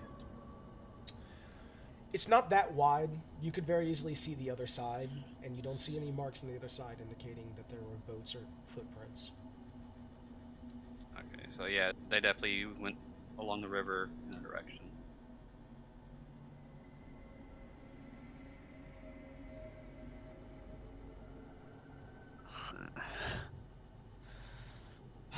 What do y'all thinking we should do? I think from here we should continue to Summit Hall. Because we don't know if they went north or south, and if they went south, Summit Hall's on the way anyway if we don't follow.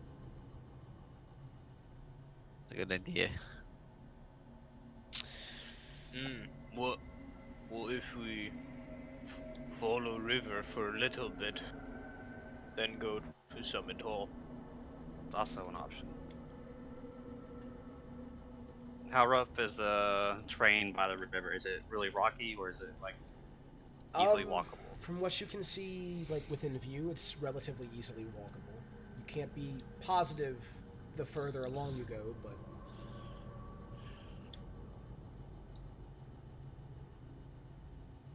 I suppose we can follow the river once we get past the mountains.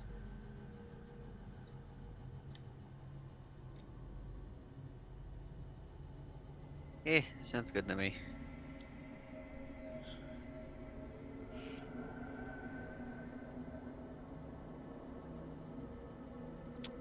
Follow the river once we get past the mountains. For a little bit, then head east. Sounds good to me.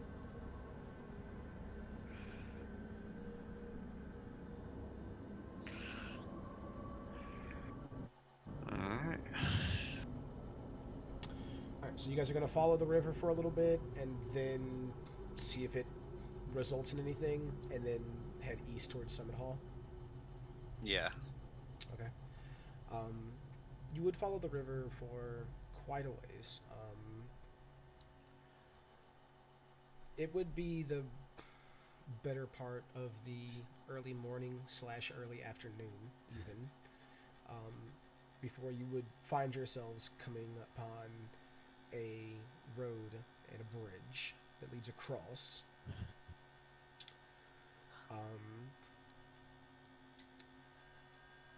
Across the bridge to the other side, you can make out what appears to be a ruined keep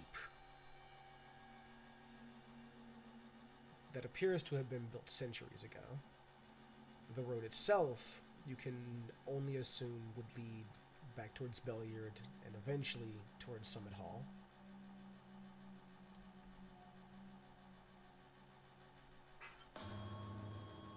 Huh.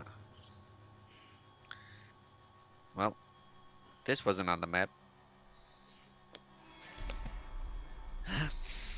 You figure this is what we were looking for? You can't. I'm not sure.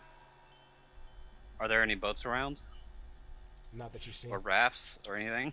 Nah, not that you see. Does it look abandoned? From this distance, yes.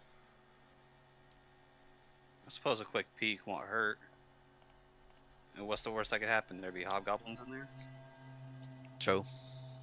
or bugbears. I'm sorry. Correct me. It's bugbears, not hobgoblins. Yeah, let's just go take a quick look. We don't need to stay there if it's occupied.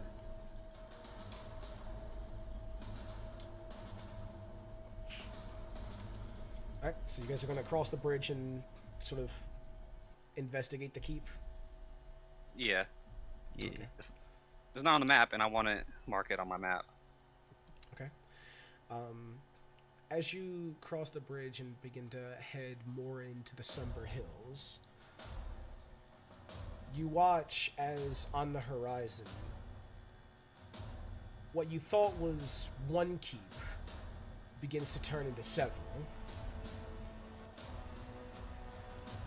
Deeper into the Somber Hills, you can see two. Near the river, you can see one. And on the outskirts of the Somber Hills, you can see another.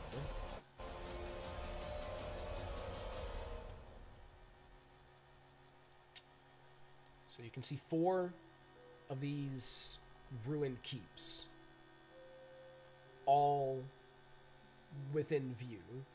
3 of them further off, one of them relatively close by.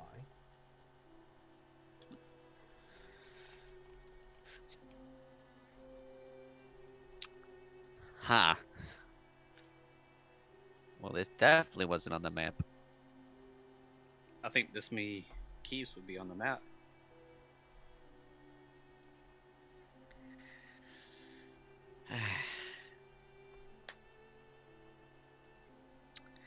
Which one do you want to look at first? If at all. I mean, I want to look at this close one here.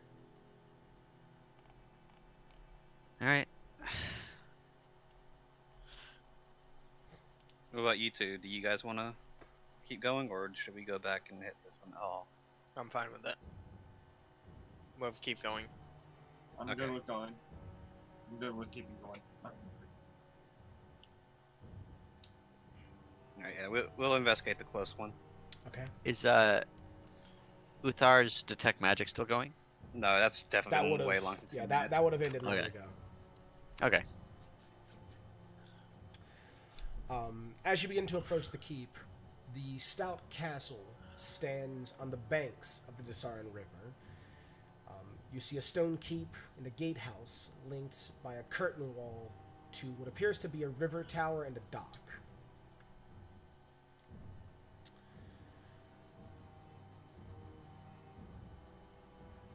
As you begin to approach, you would see people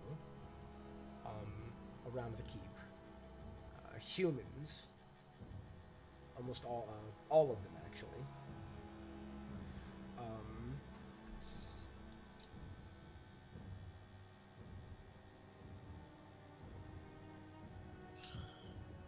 As you begin to approach, you would watch as one of the humans, sort of spotting the 4 of you approaching, begins to walk in your direction, not too far from the keep, but a little ways closer towards you guys, so that you would more so approach him maybe 20 feet away from the keep.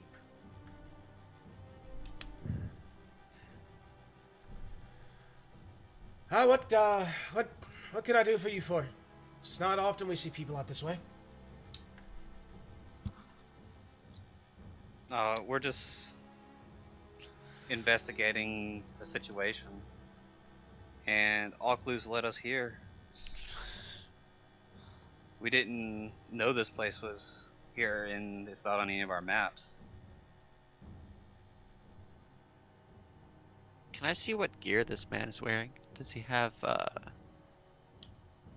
the same sigil as the bugbears or the priest? Um,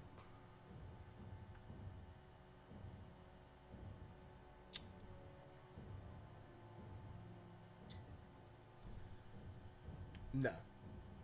Although Okay. I need to check something else real quick. So, like, no discerning colors or No discerning colors, no. So that's just basic silver armor, I'm guessing, Yeah, like a guard's uniform. pretty much.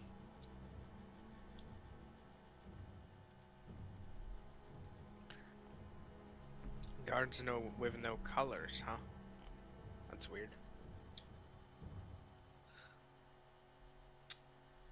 One second, I'm just verifying something real quick because I think this Oh, might battle apply. music.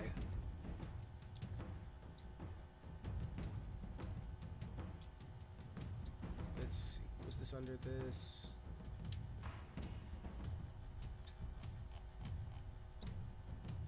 Where was it at?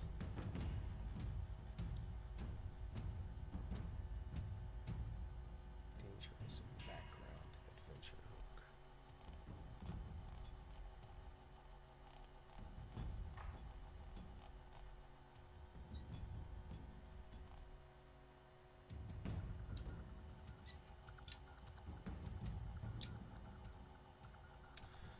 Okay. All right. I just wanted to verify that. All right. Sorry. So what was it you said? I said, we're investigating the situation, and all clues led us here, and this place is not marked on our map. Ah, yeah. These keeps are all very old, very ancient. They were built long ago by other adventurers, but they've been abandoned for many years. My group and I, we're currently in the process of repairing the old castle. Re-roofing is our current major task. Planning on turning Riverguard Keep, is the name of it, into a base of operations of sorts for protecting riverborne trade from monsters and bandits. huh? And who's leading this operation? Now that would be me. Jolliver Grimjaw, at your service.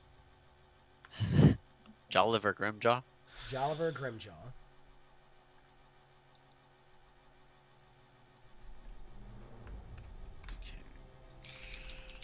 I hope I got it right. And the place he's calling it was River Ah, no, it's not even close. what?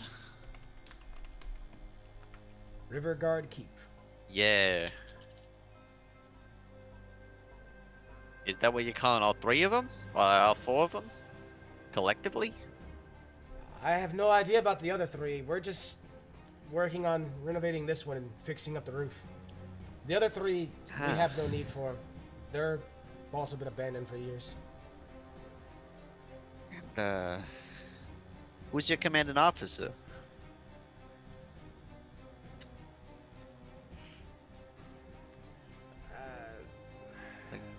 From what town? We're based not too far from here, just out of Westbridge.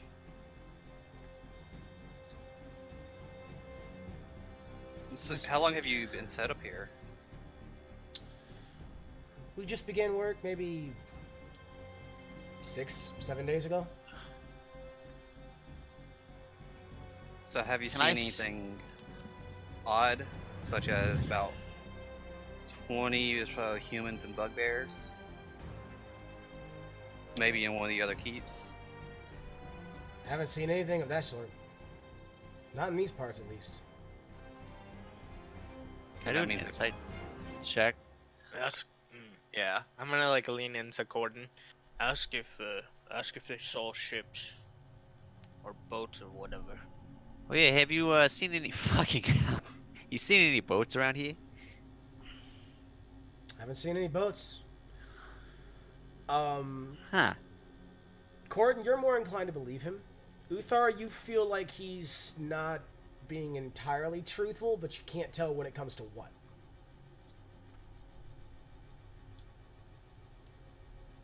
So I think he's lying basically. Yeah, like you feel like something's off, but you're not sure about what. Like it could have been anything that he has said since you first started talking to him.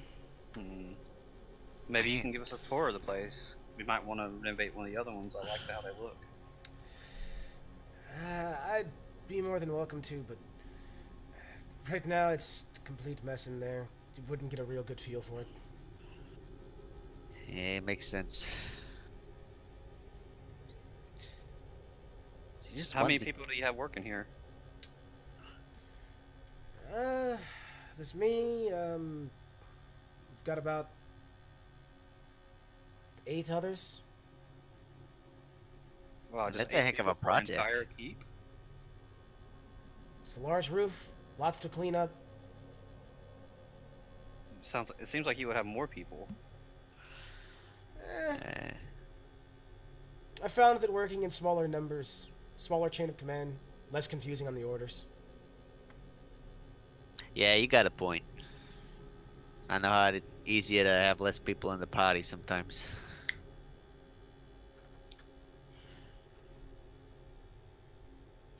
Is it a bit of a trek here from west West Bridge. wherever from the West Bridge? It's not that far. Down the stone trail, up through the Summer Hills. Yeah, I get you a couple days travel there and back. You guys all supplied up? What was that? Are they all supplied up? We made our last supply run a couple of days ago. We should be good to go for another few days. Then we'll have to head back.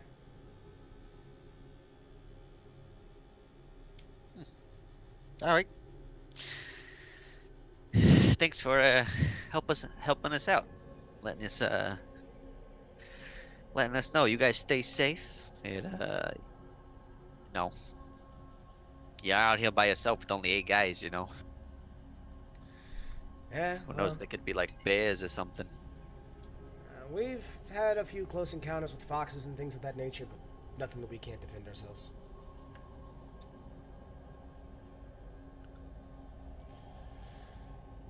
Anyway, you four be safe on your travels. I gotta get back to work. You too. What was your name, sir? Jolliver Grimjaw. Oh, that's right. You already said that. Thank you. What was yours? I didn't get your name either. Corden. Nice to meet you, Corden. Have a wonderful day. Yeah. You watch as he starts heading back towards the keep. That's a pretty nice guy. He was lying about something. Really? I don't know about I what. mean, it seemed kind of off. I didn't really get that vibe from him. I did. I feel like we should watch for a few days. Most gods have colors. Even big gods. Ha. Yeah, I think we should camp out for a few days, if that, and just watch. And they said they were leaving a few days to get supplies, so that could be our chance to look around.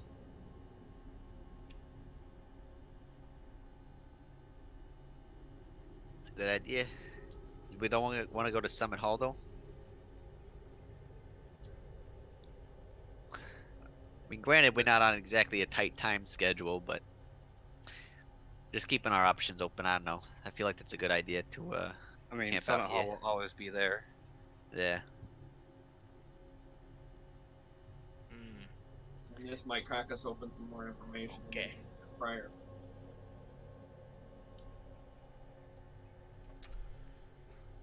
Alright, so what would you guys like to do? I think we're going to move a distance away, Yeah. far enough to keep an eye on them, like Okay. maybe get in an elevated position. Okay. And how long do you intend to watch? Until they said they go on their supply run, so that's probably like what, 3 days? Okay. Okay. Should we really spend 3 days here, or should we like go and do something then come back? We can always split the party. Mm-hmm. That doesn't sound like a good Yeah, idea. here, I have a great idea. We'll do the Theurgy wizard and the barbarian, and then the other two can go off and do their own thing. There's no real reason for this. Don't worry about why I picked those two. And don't take it personally. Barbarian You're needs his saying healing. More of I don't need the other two. it's because you need the actual great people of the party to survive. Yeah. I'll say we. No, we shouldn't stay. stay. Party. All right, fuck it. Yeah, why not? We'll spend 3 days Because here. this could yield new information. They could be hiding something. I don't Yep. think we have any real time-based quests. I'm gonna look at the thing here. No, we don't. We're just we're just investigating the delegation that was supposed to arrive. They never Okay. gave Yeah, us we're just a checking table. things out. Yeah, and they're already dead, so. Alright, And these guys are suspicious as hell. 5 days, or 3 days. Let's go. Alright, so you guys would get a decent little ways from the keep, but close enough where you could keep an eye on the keep to potentially see any movement, things of that nature. The rest of the day goes by without any issues. You see continued movement at the keep, but nothing out of the ordinary for what his story was, at least. It isn't until nightfall that something would have called to your eyes, particularly Uthar and Erlina. A short distance up, or down the river, sorry. A short distance down the river from Riverguard Keep, you can make out what appears to be a fire, potentially a campfire of sorts, with smoke rising from it.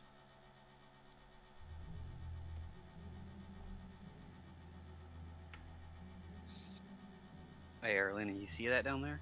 Yeah. Something's going on. Think it's worth a look? As long as we stay quiet and don't make any noise, we should be fine. With this group, quiet is not a problem. Mariner's flexing. Mm-hmm.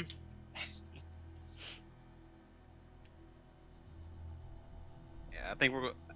What about you, Gordon? You want to go take a look? Oh, yeah, sure. Oh. Yeah. Oh. Sorry, it's just we've been going to bed early. No, not at this time of night. You don't want no coffee. Hmm? It'll keep you up all night. You won't be able to sleep. That doesn't sound bad. Then you hunt at night. Yeah, but then you're exhausted when the effect wears Cougars. off. Yeah, Panthers. the next day you'll be dead tired for the whole day. Terrible. Oh. Yeah. Yeah, I think we're going to make our way to the campfire. Sneaky, like. Okay. Oh God.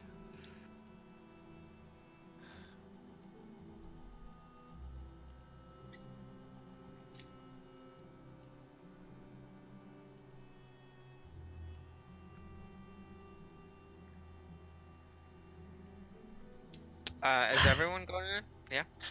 Yeah, I thought everyone's going. Their stuff? Okay. Fuck! Holy shit. We I fucking. almost had Has anyone roll? Okay, wait. Oh, there you go. 4, 7, 3, 7, 2. Okay, 6. okay. One of you wizards or whatever the hell you guys are should get past without trace if you can. That's a third level spell, I believe. So Ah, fuck. Yeah. Ah, fuck. I can't believe you've done this. Not until next level, damn it. no, that's Believe you've level done 5. this. Can't believe Right. you've done this. 2 levels from here. Then It's we'll okay, get we're not- passing without tracing and all that.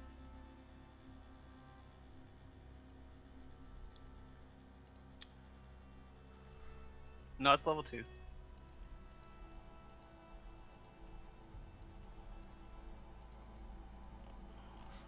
However, wizards cannot learn it. All right. Ooh. As you begin to approach, you see a small, carefully banked cooking fire smolders in the middle of haphazard encampments.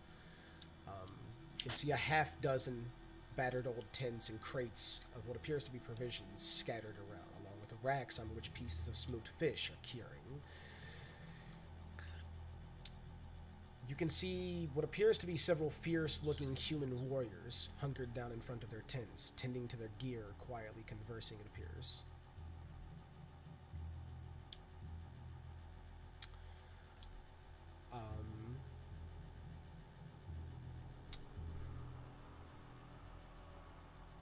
What were those stealth checks again? Let's see. I had a 17. I'm just letting you know. Everyone else was garbage. 7, 8, 6, 17. Apparently I'm the stealthy one. I was earlier, but I just rolled shit this time. And just so you know, because I am a theurgy wizard, I can't pass without a trace. 7,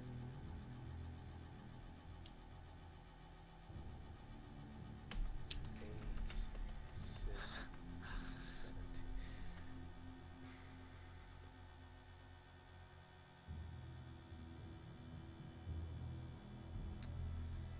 That 17 brought the average up quite a bit, but we'll see. 21 plus 17. Still 38. That's below 10. Fucked.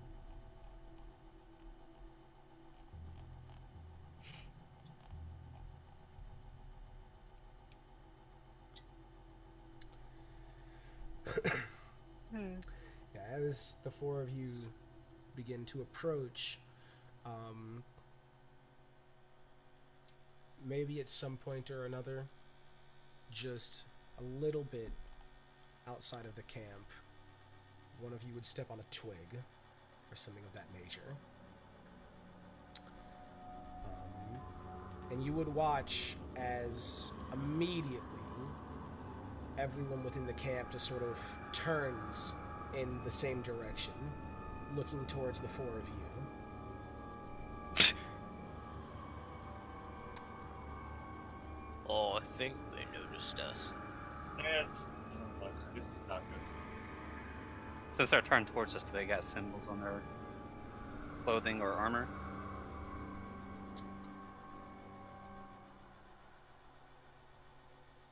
The 5 that you immediately see do not. But as they all sort of turn, looking towards the 4 of you, you would hear movement as 3 more people begin to step out of their tents.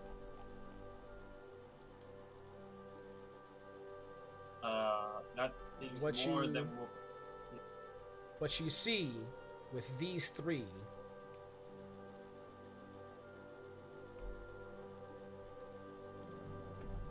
the first is a very unique fellow.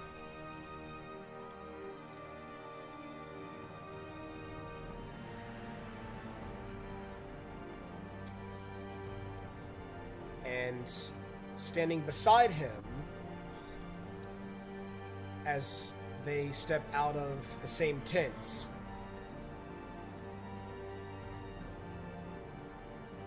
would be a woman and a man, the 2 on the left.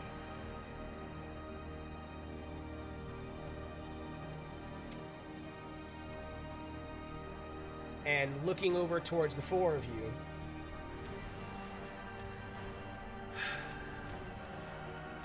well, I see we have intruders.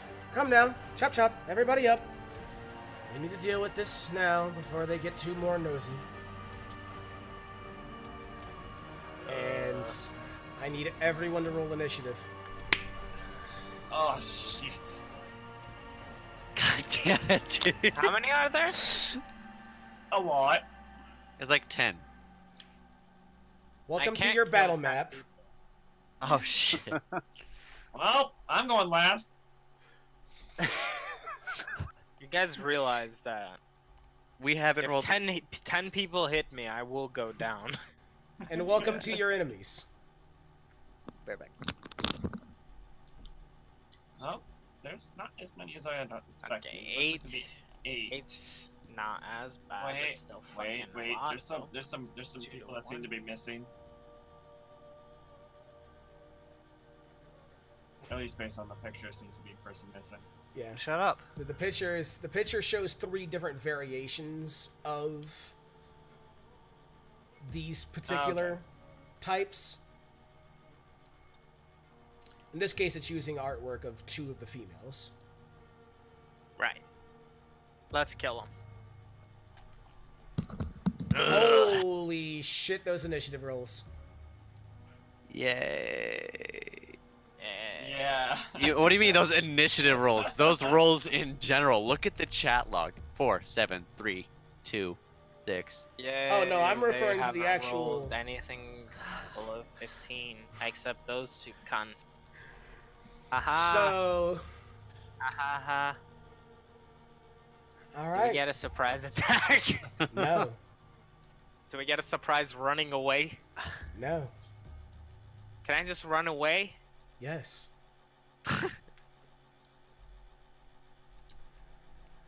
All right.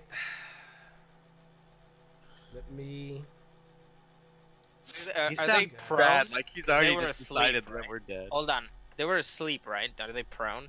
No, they were never asleep. I said they were hunkered down outside of their tents.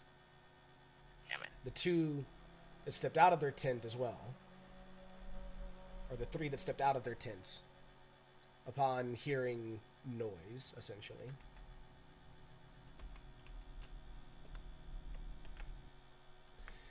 We'll play the tough combat track.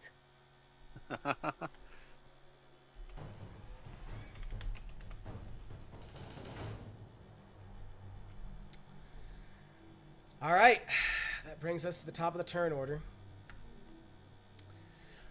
You watch immediately as this first human warrior sort of just standing up.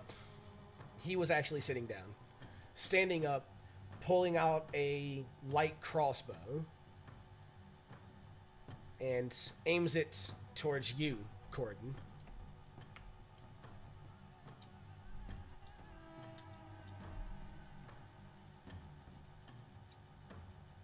$16 to hit.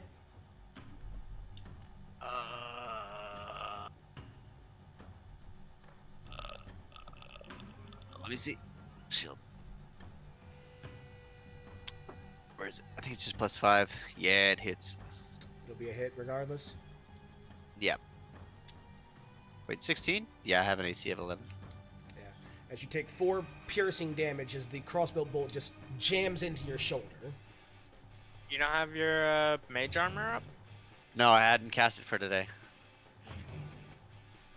Uthar. Could I throw my drift globe and cast daylight and blind them?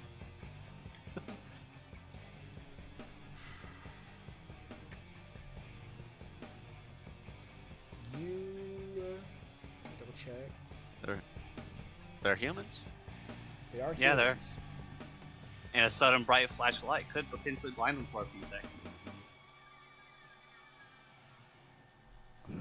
Yeah, you can use your action to throw it up into the air, essentially like in their direction, and speak the command word. Yeah, I'm gonna tell the others, like, don't look directly at this, and I'm gonna throw it and then cast as a command word. Yeah, as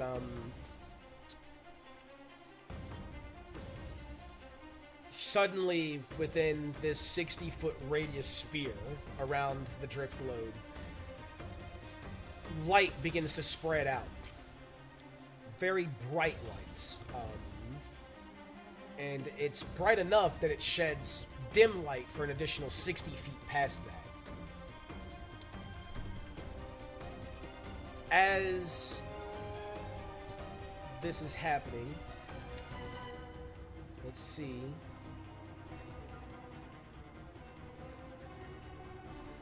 Who would be affected by this?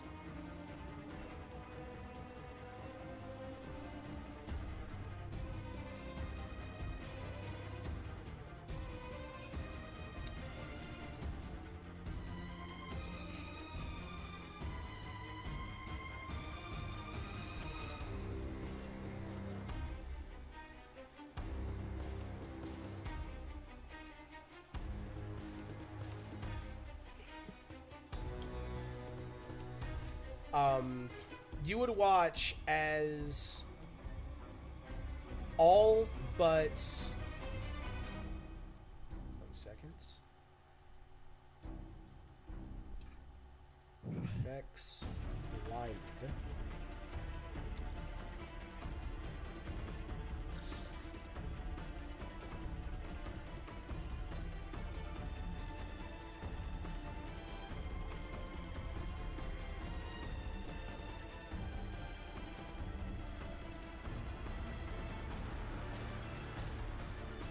All but bandits 2, 4, and the man with the staff managed to avert their eyes quick enough.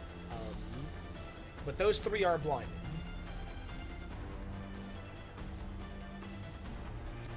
And as a bonus action, I'm casting Spiritual Weapon. Okay. It's going to go in the space between Bandit 3 and 5. Okay. And I'm going to be hitting Bandit 3 with them. Impeccable move. Golf clap. Yep. And Chess me.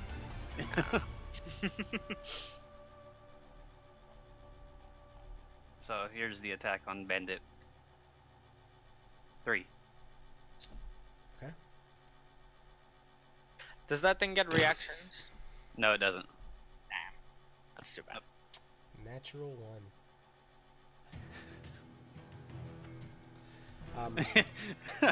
I will not apply critical fails or successes to I was about to spiritual say. weapon. I was going to say, how is that going to work? And I'm going to move over here behind the tree. Okay. And in my turn. Alright, that brings us to this one.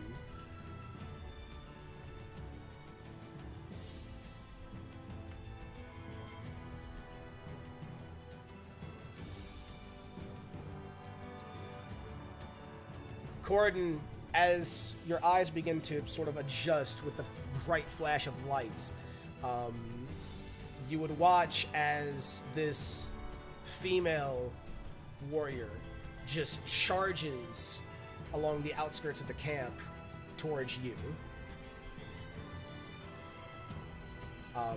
carrying in her hands a much more jagged longsword. I see the picture. I don't like it. That's not a long Lady, I like the sword. curves, but not the spines. Oh. Yeah, no, as she swings, she would barely manage to duck down, it just barely missing your head. Brings us to this bandit.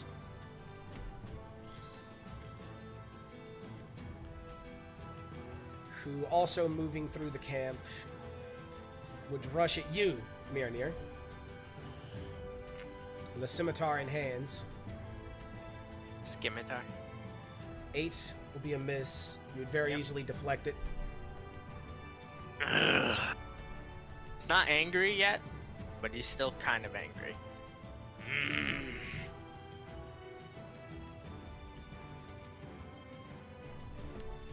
Brings us to this bandit, who is currently blinded.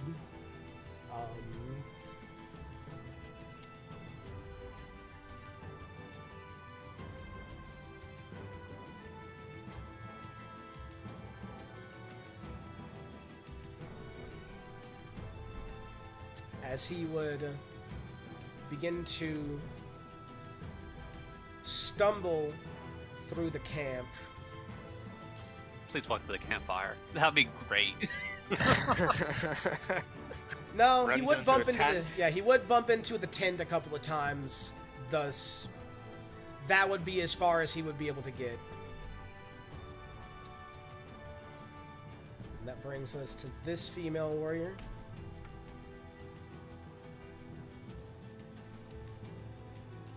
Five, 10, 15, 20, 25, 30. Wait, are you? No, you're not. Not gone. Okay.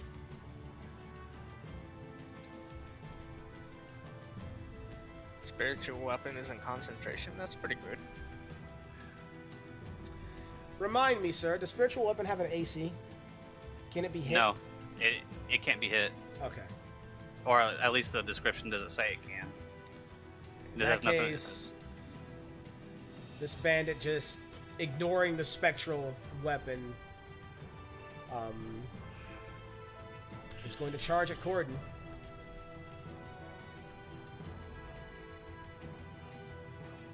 $13 to hit. Shield. Okay. And then I also And get temporary finally- hit points.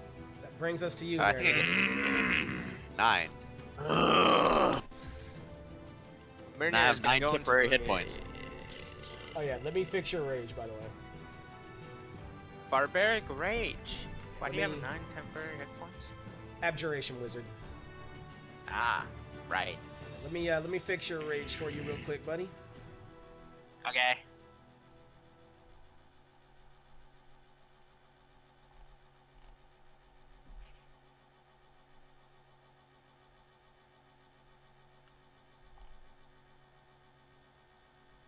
Whoop, that was not what I wanted to do.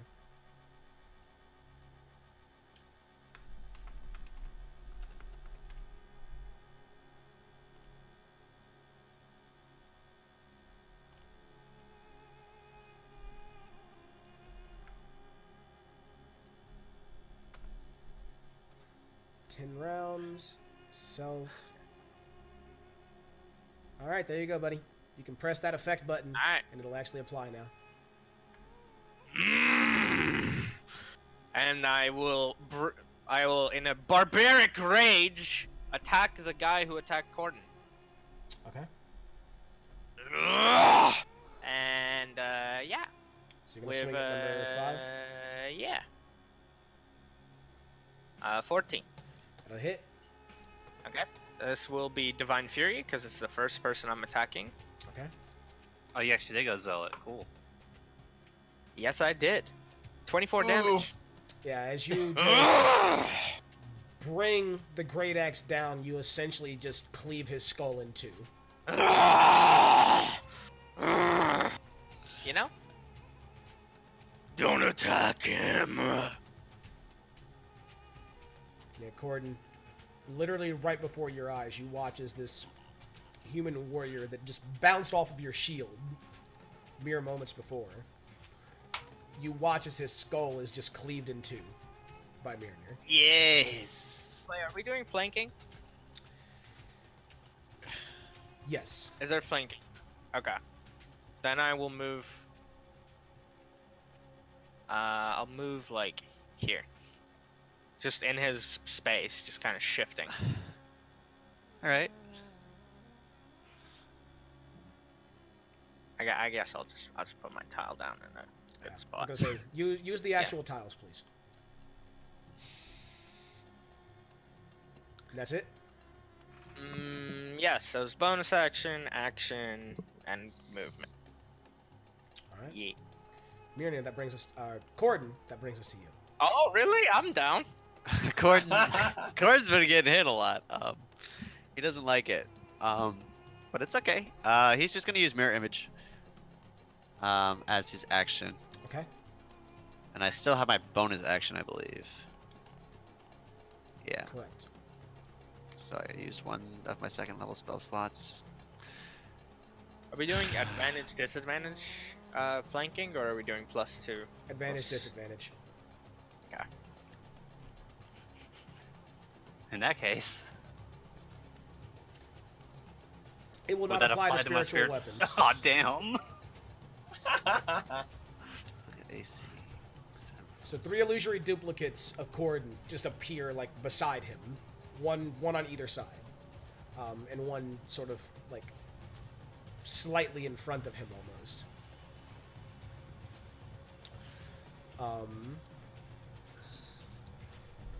I'll keep that open and over there. Anything else you would like to do, sir? Banging drums. I don't really have any bonus actions, so no. Okay. That brings us the man with the staff, who is currently blinded. Who is blind? Yeah.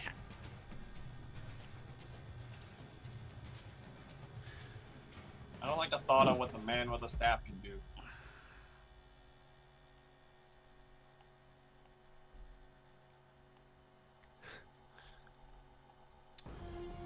Um,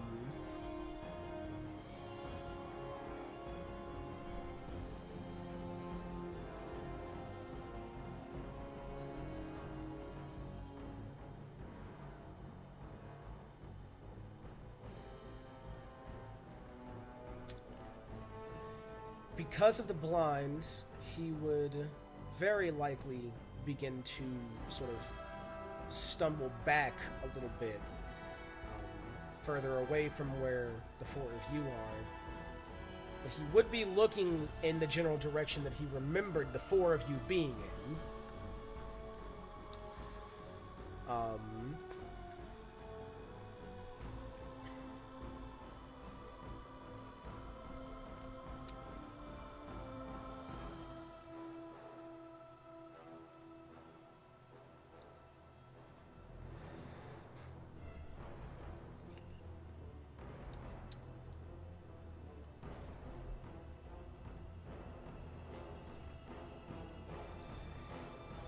Mirnir, out of the corner of your eye, you would watch as he, like, points the staff, like, in the general direction that the 4 of you are in. He's attempting to target you, but at disadvantage, because he's blinded. If he's blinded, would he even know I'm there? Thinking emoji. He remembers you being in the general area. Okay. Blinded doesn't stop you from attacking, it just Disorient puts your attacks you? at disadvantage. And I you get already advantage checked. on attacking him, I believe. Yeah. Attack rolls against the creature have advantage, and the creature's attack rolls have disadvantage. Blinded doesn't stop you from attacking, it just gives you disadvantage. I already double checked that. Okay. 16 to hit.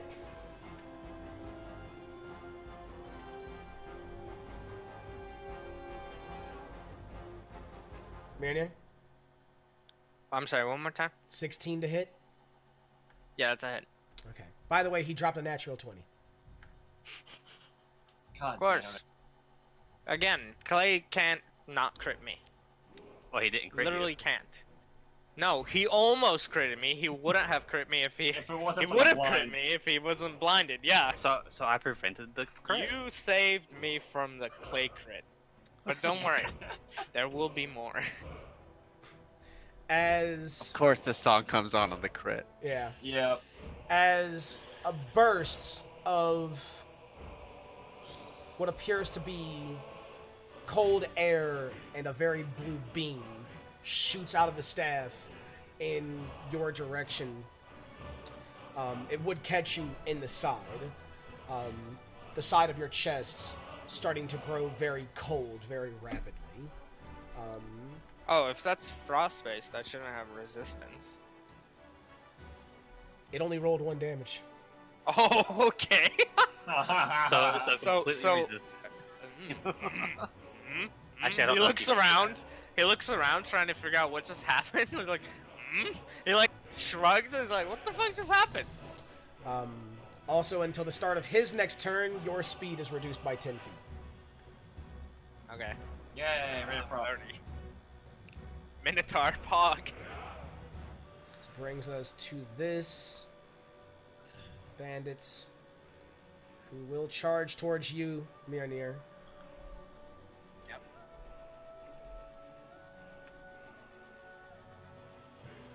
And the natural 2 will be a miss. Oof. Erlina, that brings us to you. Finally! So I'm gonna take my movement first. Okay. The true master. And I'm going... do I still have sightline on the bandits near Munir? Yes. Alright, I'm gonna cast Crown of Madness on Bandit 3. Okay. But I'm gonna use Quicken Spell to make it a bonus action instead. Okay. Which spends 2 of my sorcery point. Madness. So 2 sorcery points, bonus action, Crown of Madness. I didn't entirely think this through now. That was not very smart, now that I think about it.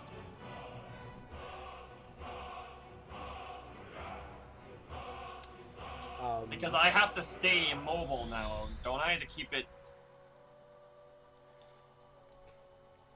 You just have to concentrate on Crown of Madness, so you can't use any other concentration spell. Yeah, you can still move and all that. Yeah, you can still move. Yeah, okay. Well, I've used all my movement, but yeah. Yeah.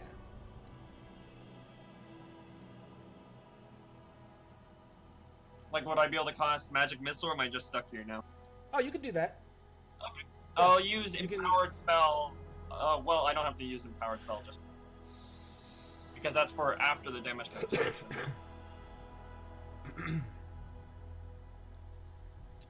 Okay. So... I'm gonna use Magic Missile on the Wave Reaver right next to, Gordon, and I'm gonna cast it as a level 2 spell, so I have... Magic Missile at 2nd level. By the way, don't forget to untarget Bandit 3. It would be 4 darts. Yep.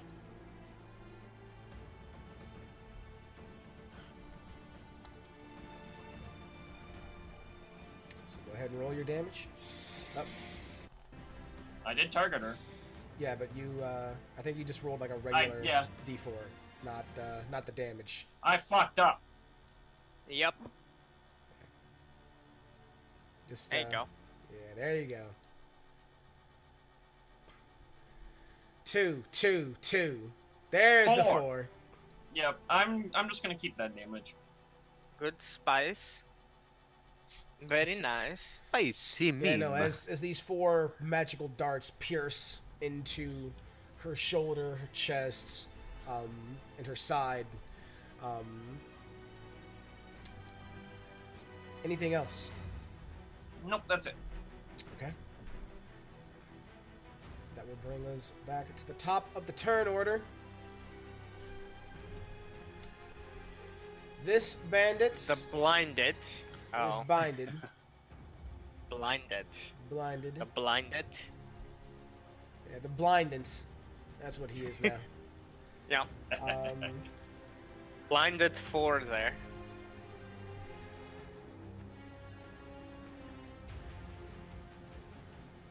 Stumbling forward through the camp, Campfire.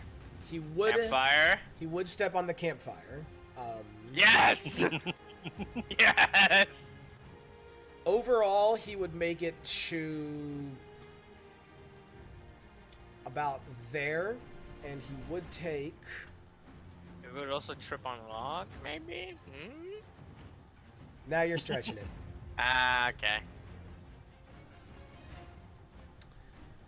4 fire damage. Good. Uthar, that brings us to you. I don't like the person with the staff. So I'm going to add advantage because he's blinded. Hit him with magic missile.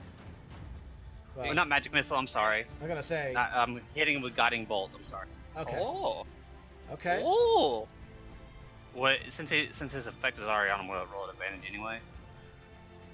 It should. You can test it real Alright. quick. Yep. Oh, yeah, Yep. there it goes. 17 will be a Oh. hit. And here's the damage. Dang it. 3 1s and a 2. Fuck, dude. What's with your guys' rolls tonight? I don't know. Garbage! Clay paid off the RNG gods. Yep. And then down here Fuck comes players. I need to blow off some steam. the spiritual weapon. Do we get advantage with the spiritual weapon? No. Yeah, you get a I've already said that it If they're doesn't apply. blinded.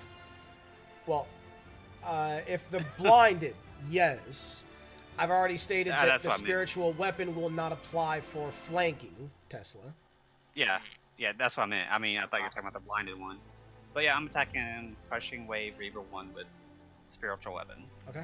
I don't know how to target with the spiritual weapon, so. Yeah, just give me the roll. I'll tell you if it is. Did it?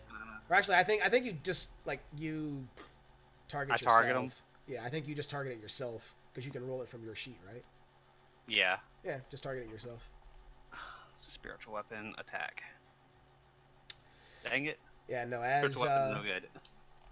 yeah, as it tries to strike towards the female warrior, but she very quickly brings up her shield, blocking it. Anything else? No, that's fine. I'm fine where I'm at. All right. Now seeing 4 of this little gnome in front of her, she's gonna try to strike at you regardless. Still, Corden.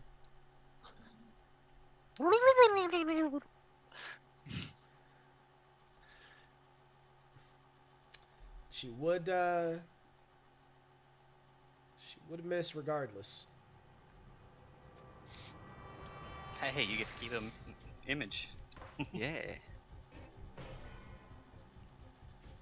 Bringing us to this bandits. Strike back outs against Mjolnir and have it deflected. Ching! Blind bandit. But the blinded number 2. Trying to stumble forward. He feels someone and attacks.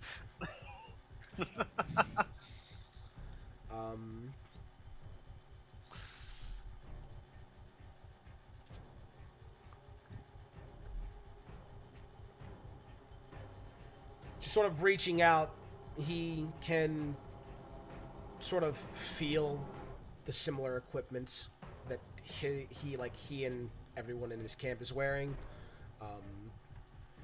Knowing not to attack, but he's not exactly sure where to go from there, so that'll be where he ends his turn. Erlina, Yay! you watch Oh no, wait. as this female warrior, her attention very quickly turns from Corden to you, seeing Oh, you move away hi. from the group. She just sort of stalks up towards you with this very jagged longsword. That's some very forgot to, cutting-edge weaponry. I forgot the target, but is a non-natural 20 a hit. Fuck, even with shield, that would still be a hit. So yeah. And I forget, you're a sorcerer, correct? Wild magic sorcery. So you don't wear armor, correct? Nope. Okay. And so ends the tale of Erlina. Yep. As you take, Died as she lived. Oh goodness. Sawed by a very hot woman. With some cutting-edge weaponry. Hey, I'm not knocked out. I'm good. 8 slashing damage. Woo! Make I a want Constitution saving throw. I gotta say, I need a Constitution saving throw, please, I knew it. for Crown of Madness. You just need above a 10. Yeah, you just need 10 or higher on your con. You're good. You maintain concentration. What? Sorry. Miranir, that brings us to you. Okay. Which one had the crown again? 3 or 3. 1? 3, okay. Yeah, ignore 3 and attack the one to your right would be the best. Because you would still get the flanking thing as well, wouldn't you? No. No. No, I'm gonna not for the attack spiritual weapon. I could attack the blind one, but that just seems rude. So I'll attack the one that isn't blind. Okay. 17's a hit. This is my first target of the turn, so Divine Fury. Yep. Sorry, wrong one. There we go. Another bandit's skull just cleaved.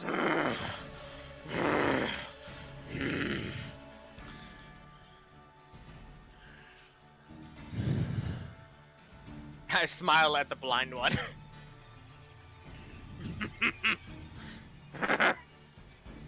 11, 6, and 8 for a total of 25 damage. Oof. That's a fucking yikes. I if should ever get seen I should get Great Weapon Master. So every time I crit kill these, or what is it? What is it for the follow through thing? I think I have to crit. Never mind. You have to crit or kill. Crit or kill. Okay. So every time I kill these fools, I can just go yeet, yeet, yeet, kill all 3. Anything else on your turn? You can only do it once. Oh, only once. That's too bad. I at least could kill 2. That's the end of my turn now. Cord, that brings us to you. I'll turn to the crushing wave reaper, and I'll yell out, "Hey, what do you call a blind deer? No idea. Oh my no God. idea." And I'll cast Tasha's Hideous Laughter on. This would be the exact moment where if I was using a camera system for D&D, you would see me literally just put my hands in my face like, no.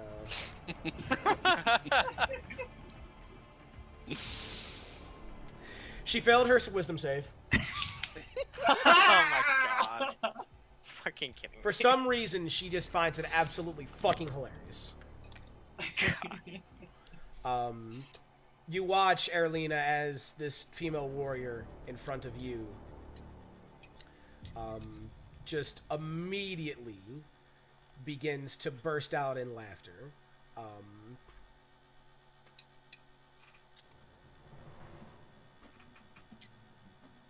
Falling find to the that grounds. Yeah, falling to the grounds. She's laying on the ground in front of you, laughing her ass off. You sure you're I'll not a turn- bard, Corden? You should multi-class the bard. I'll turn to the reaper. The other one say, "That was a pretty good one, right? You thought that one was a good one?" No, not Wow, in the my slightest. forms are shifting back. Not in the slightest. Slightest. It just, if anything, it gives me even more reason to stab you, you filthy little piece of shit. Just shrug, spit at her feet. Oof. Anything else? Try me. No. Brings us to the blinded wave priest. Who is now glowing with radiant light. Have advantage on him.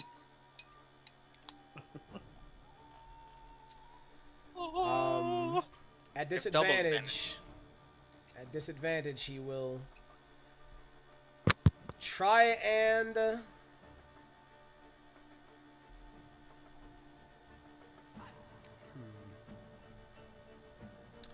he knows he hit something last time in that direction, so yeah, he would try to aim towards Miranir again.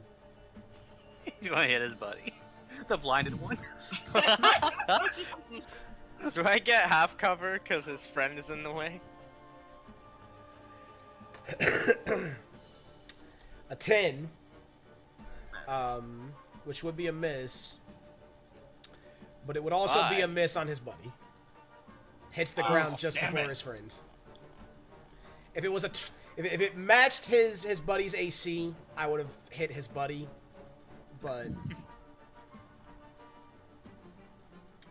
And then that brings us to Bandit 3, Erlina. Mentally, who have you chosen that he has to hit? He must hit the blind bandit beside him. I had a feeling. Why would I make him attack Mjolnir? That'd just be stupid. 16 to hit. I don't mind. As he just takes the scimitar directly in front of you, Mjolnir, and you just watch as he cleaves through his ally's back.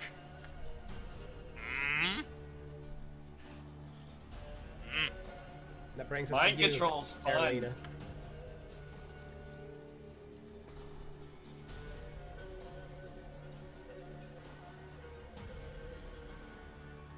Oh, so I just gotta keep my concentration going. That's what my You action have to, is. yeah, you have to use your action to maintain control. Yeah, and I don't have enough sorcery points to make a spell of Oh, bonus and it can action, also make a so- wisdom save at the end of its turns. I just read that. Yeah.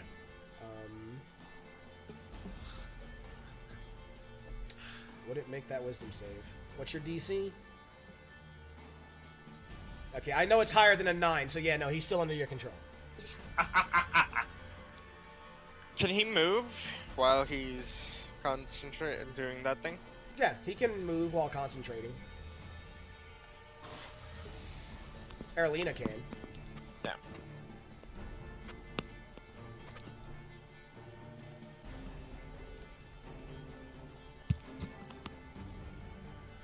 I doubt you'd survive another hit, including reactionary. Okay. I was trying to figure out the No. specific amount I'm again. gonna say, remember, that crushing wave reaver is down on the ground, incapacitated, laughing her ass off. Oh, yeah, that's true. I Yeah. forgot. But it's still safer behind an ally. Yeah. As long as they stay over there, we're good. Still over there laughing like a hyena.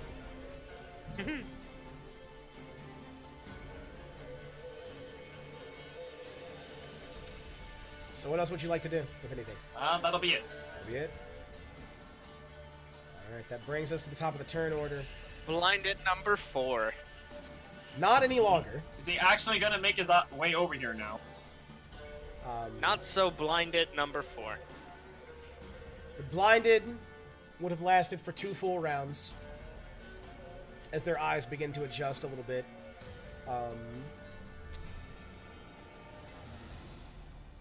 I love how you allowed me to use a flashbang, basically. Yeah, no, I gave you 2 rounds because it was improvised, which helps, obviously. Dang, that guy's moving. He was within range. Try me. 18 to hit. That would hit. That would hit. But now, can I get you to give me a d20? Yes. Do you want it in the tower? Or No, just- you can roll it outside of the tower. Oh. You got hit. You rolled a 5. You needed a 6 or higher to change the attacker's target to a duplicate. So he does successfully strike you with an 18, unless you want to use shield, if it would stop it. It wouldn't stop it. Wouldn't stop it? Okay. Actually, hold on. No, I'm not gonna stop it. I have my other shield. I have my abjuration shield. I'm fine. Okay. Yeah, as it does 2 slashing damage. Your abjuration shield absorbs it all. Just blow a raspberry. Uthar, that brings us to you. Oh. Since we're all doing mind stuff, Fucking with On the- brains is fun. on the priest, I cast Phantasmal Force. Here it is. There she is. Alright, go ahead. Your challenge. Make No it worries. creative. Oh, I already have an idea. Oh boy. And cast. He failed. Alright, here's what happens. First, the fire flares up into a big fire demon hovering over him while all the tents start standing up and start walking towards him. I really like where this is going. Okay. So... And the tents begin to wrap him Okay. like a snake. Human burrito? All right. That is. Should I do the damage? That is great. Is that now? When do I do damage? Is it now or later? Target must make. Can attack the target. Similarly, a phantasm created to appear as fire, pool of acid, or lava can burn the target. Each round on your turn, the phantasm can deal 1d6 psychic damage. So yes, go ahead and give me 1d6 psychic damage. 1. Oof. Okay. One is more than none. And my spiritual weapon is going to attack Reaver 1. Okay. So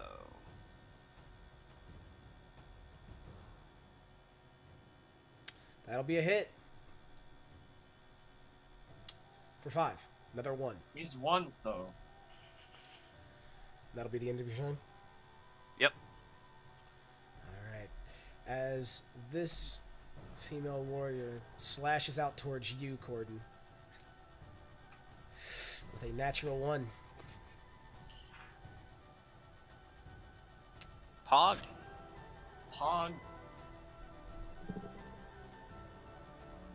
Slips and falls on own sword. Takes 2 damage. And dies. You're close. Oh, You're close. am I? You watch as she loses her balance, falls prone onto the ground, and her movement is reduced to 0. You're close. She takes no damage, but she falls prone onto the ground.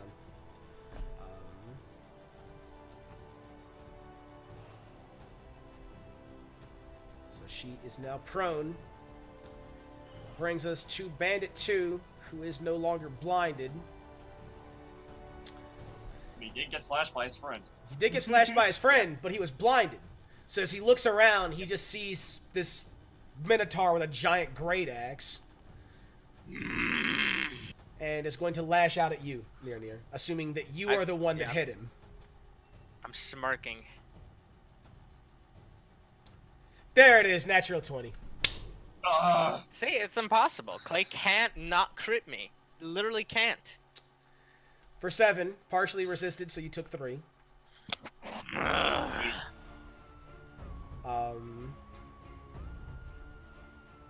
I need to get adamantine armor. Like, I have to. It's a necessity now. I actually can't play in Clay's campaigns without it. well, honestly, we're doing pretty good because I haven't had to kill anyone yet. Yeah, Honestly. surprisingly. Out of our whole team, I'm the most wounded one, which is surprising. Oh yeah, This what did bandit feels it is imperative to press the advantage. But Advantage. maintain Oh, awareness no. of his surroundings. Like his buddy, that's mind control. he do? What's the effect? He can choose to gain advantage on all attacks against you next turn. Ah, okay, cool. I can fix that real quick. But But you will have advantage on all attack rolls made against him. Oh, Lord. Okay. That's okay, it won't matter. He He did. is choosing to accept this. So, alright, Crushing Wave Reaver 2. You're currently laughing your ass off at a very terrible fucking pun. Amazing. It was amazing. It is another Seriously, man, wisdom save. Why didn't you play a bard?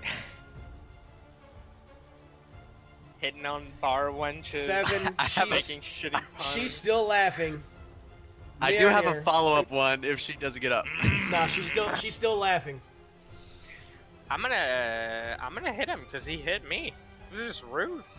All right. You have advantage. Okay. 26. That is a hit. Divine Fury because he's the first target of my turn. You almost crit him back. Almost. I almost. 14 damage. And he's done. That'll do it. Damn it! I wanted to kill him with the mind controlled one. This one.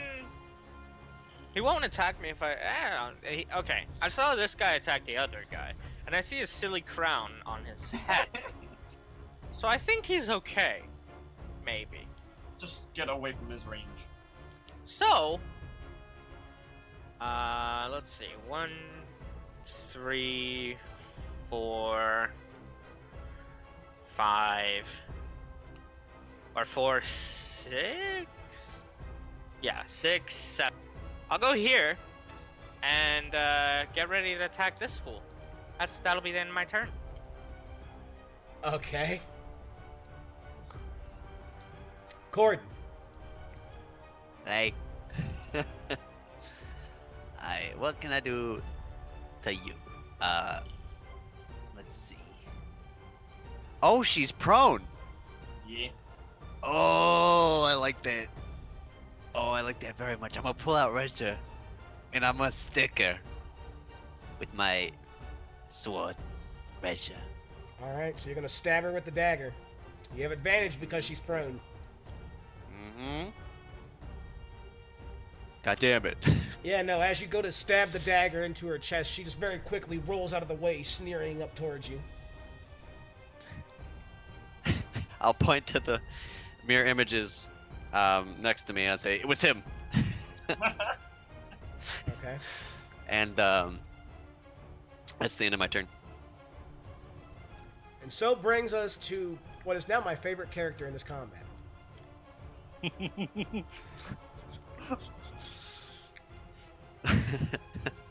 As Useless this Steve. fire demon erupts out of the fire in front of him, the tents all begin to move, beginning to close in on him and wrap around him. He would... Can I be the fire demon? I don't know if you're gonna want to, buddy. No. Is he gonna attack the fire demon? Okay, it's fine. Just do your thing. Being absolutely fucking terrified as to what is happening here. You would watch as he just, like, very quickly, before his arms are wrapped up by the tent, holds out the staff up into the air. And very quickly begins to speak a ancient language. Mirror.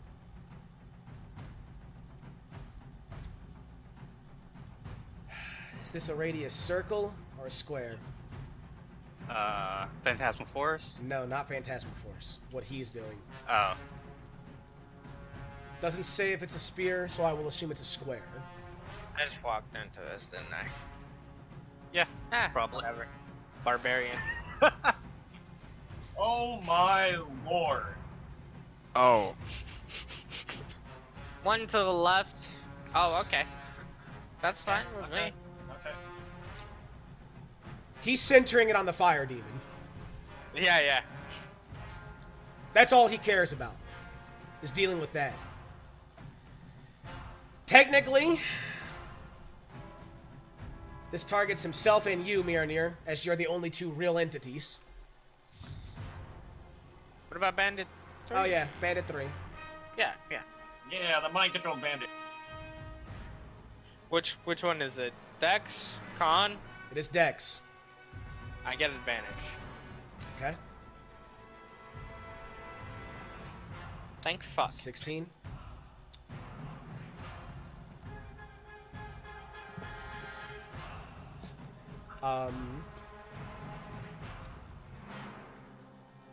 So what happens, Clay? Describe the pain. Actually, hold on. It might be 2 saves. 2 saves. Oof. The fuck is this spout? It's been powerful. I'm glad I got it out of him. Glad he was blinded for most of this fight. Yeah. Wow. Like he just comes he just comes in vision with a big fire demon. Yeah. I honestly completely forgot he was Phantasmal Force. It's fine now though. This will be fine. Actually, it wouldn't affect him. Just double checked. But it would affect the bandit and you. You watch as the sky above you just appears to open up, and freezing I know rain this is. and sleet begins to pound down onto the grounds. Is it cold? It's 1 or 2 spells. It is absolutely fucking freezing. That's not great. Any exposed flames in the area are immediately doused. The there goes. campfire, the fire demon, gone. The tents are still collapsing around him, but he's What dealt about with the fire in my heart, Clay? one Technically, threat. the fire demon wouldn't disappear. True, Because it's but it would be technically not. heavily weakened. From his perspective, at least. Yeah, he has to rationalize why it's not done. Yeah. He can assume that it's very weakened, but it's still there. Mjolnir and the bandit, you two maintain your footing. Oh, okay. Was it affect? What about the damage? Would not take like 300 damage? No damage. Not yet. Alright, so he used Sleet Storm. Got it. Yeet storm? Storm. And then I think Sleet Storm is a cylinder, by the way. is it a cylinder? Yeah, I think it says it in there. Usually when it's centered around a point, that's a cylinder. It specifically states, and I quote, until the spell ends, freezing rain and sleet fall. Oh yeah, fall in a 20-foot tall cylinder with a 40-foot radius. You're right. So, Oh, okay. So Bandit 3 is fine. Yeah. well, we'll see. Cylinders are typically bigger than fucking squares. Oh, is that right? So we might all be immortal. Yes, everybody but Uthar actually. We are in all danger. Fuck. Cylinders Hey, are I- much more massive than squares. Hey, Yeah. I just had to, rule order it and make it right. Okay. See, So we I'm should've sorry. Just I'm left fine with it at it. a square. I'm fine We with it. should've just left it at a square. I'm Yeah, I'm not. fine too. So I'm sorry. In that case, Corden, Erlina, can I get dexterity saves from both of you? Wait, didn't I have like a disadvantage on dex? No, that was from the player. Corden, you're good. Erlina, you don't have any penalties right now. But Erlina, actually, here is where I'm shit. I got a -1 to dex, so yeah, you are knocked prone. which as you also lose would break your- my concentration, wouldn't it? Not exactly. However, can I get a Constitution saving throw for a concentration check? Fuck. Your concentration would be broken. God damn it, my rolls. Now I'm assuming I take half damage with the dexterity throw, so should I roll a con save? No, there's no damage. there's no damage. Oh. There's no damage with this spell. If you Okay. are concentrating on something, you need to give me a Constitution saving throw in addition to your dexterity throw. Yeah, that's how I knew it was Sleet Storm. There was no damage. Okay. And then for Fuck, now I'm prone. This sucks dick. that Reaver was already prone, so it doesn't matter. That dice is spinning uncontrollably where will it lands? Alright, that one's prone. And last but not least, the other bandits. The one that's laughing like a hyena. Who's already prone, so. Oh, Wait, yeah, wait. she's also prone. Yeah, you're right. Everyone's fucking prone. Well, I'm Okay, sorry. so I wanna lay actually, down on the yeah. ground. Erlina is prone. Let me just go ahead Yep. and grab the effects here. I'm so happy I Phantasmal Force this. Erlina, you are now prone. Both of the Fuck's Reavers sakes. were already prone, so it doesn't matter. The bandits both passed their checks. Gordon passed his. Mjolnir passed his. A wee little priest there. You're about to get the axe there, bud. And that brings us to this bandit who, if I remember correctly, Also, remember, it's difficult terrain. yep, it is difficult terrain. And also, I believe if he starts his turn in it, he needs to make another dex save. Let me verify.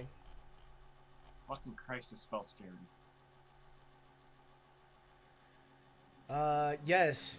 When it enters the area for the first time on a turn or starts its turn there, it must make a dexterity saving throw. So, he has to make another one. Which he fails, falls prone, and has to use half of his movement to get back up. And then can only move there. As he's beginning to head towards you, Uthar. Arlena, that brings us to you. So, if I'm already prone, do I still have to make a dexterity saving throw? No. Okay, so I use half. So if I were to use half my movement to get up, and then would I have to make it again? Nope. Just when you Alright, so start I'm your gonna turn. I'm just gonna use half my movement to stand back the fuck up. Okay. So that means I get 15 movement now. Yeah, so now you have 15. Every Difficult tile terrain. is now 10 feet of movement. Okay. So you can basically, you can move one tile in any direction. Legitimately, yeah. I was gonna use this new spell, but I can't use that now. I don't want to affect Corden. So I'm gonna just pop magic missile, hit the Reaver once. That's close.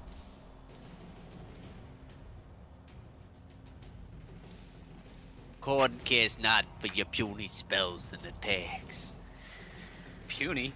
Look at this Man. fucking radius. That'll Alright, do well, it. you have 2 more darts for. Corden other two is shots will be on the bandit unscathed from this large-scale attack.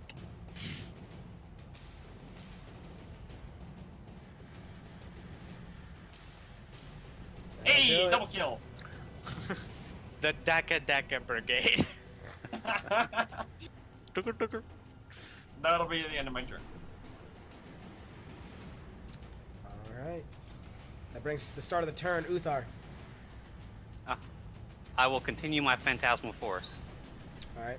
and I actually make the demon get bigger. Like it wasn't affected. Okay. So that's going to... No, he makes a save on his turn, so he does take the damage. And then here you go. 3 damage. Hey, I was going to say, does he And- make a save at the end of his turns, by the way? I can't remember. He has to either take an action to do it, or he has to take an action to make the save. Okay, so he has to make Investigation a... check. Oh, okay. So he has to make an investigation check and beat your spell Yeah. save DC? Yes. Yep. Okay. And then my spiritual weapons are going to move to this guy and hit him. Okay. Attack. Nah, just very quickly brings the shield up, bounces the weapon off the shield, turns back and looks towards spiritual you. weapon. Yep, that will end my Horse. turn. Poor spiritual weapon. All right, To do she's nothing still but- she's still in my laughing her heart. ass off.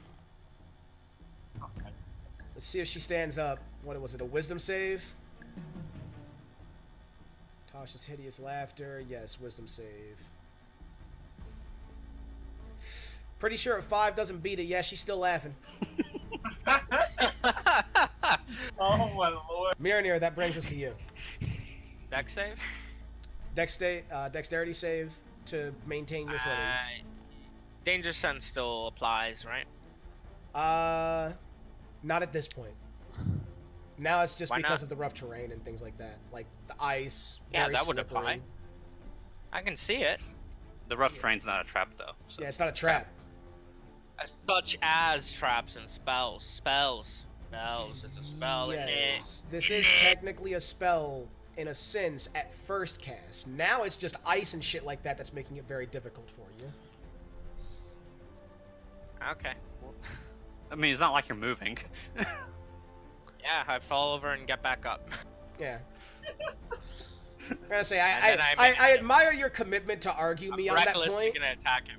Yeah, I just want to say, Tesla, I admire your commitment to argue me on that I point. mean, But the thing is, we've been if over it I don't before. argue here, then later when it's like, oh, you're gonna take 300 damage per turn, and your danger sense doesn't apply, then Yeah, no. you had a precedent of why.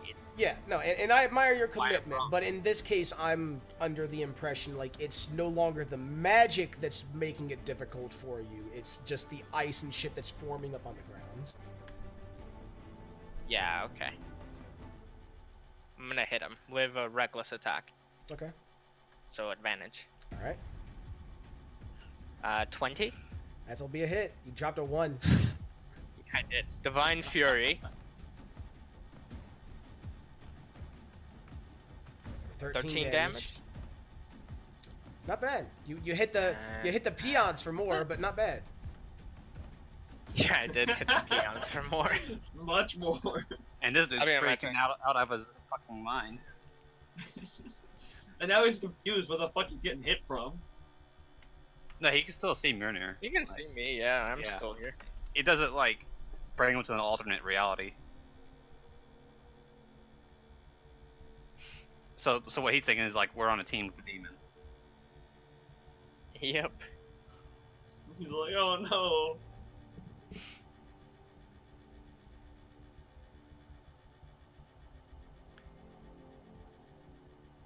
That's the end of my turn.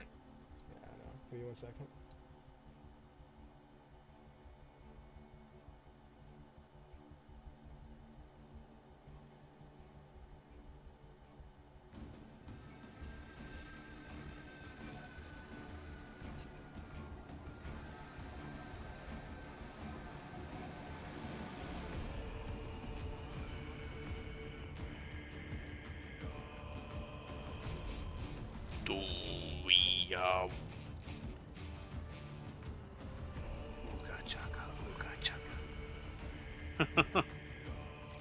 All right. Tesla, we'll talk after the session. Okay. Gordon, Yeah. you're up. So the one in the corner is still laughing. Yes. The guy in the back is still there. This is Bandit 3 underneath the Crown of Madness. Not anymore. Oh, I lost concentration.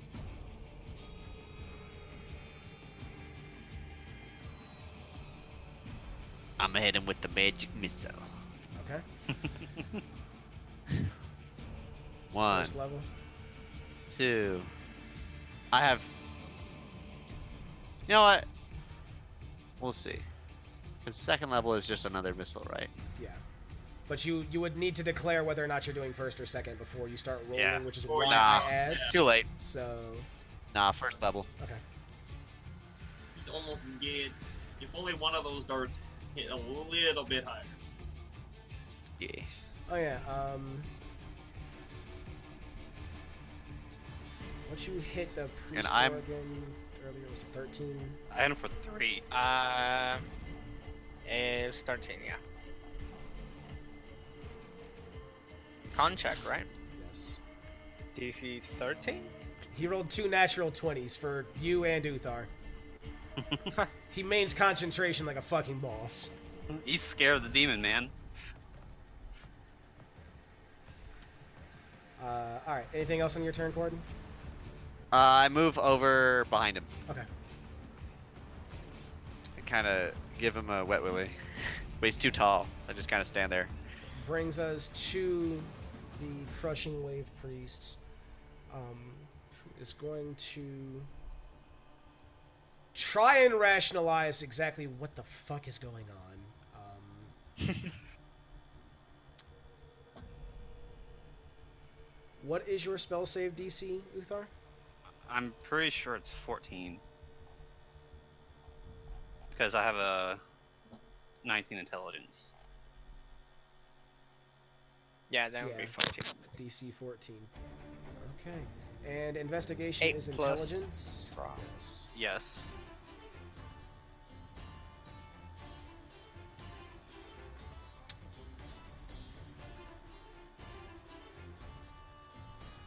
He's pretty sure that it's real.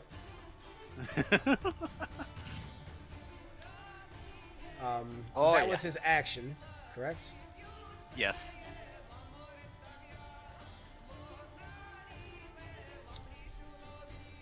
Alright, that will be the end of that turn. That brings us to the bandits.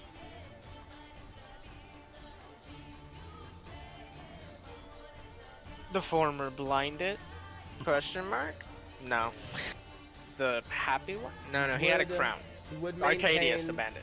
he would maintain his footing.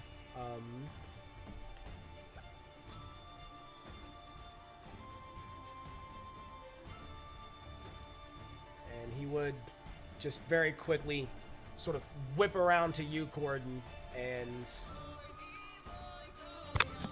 Hey. 13 to hit on a scimitar. Yeah, I roll a d20.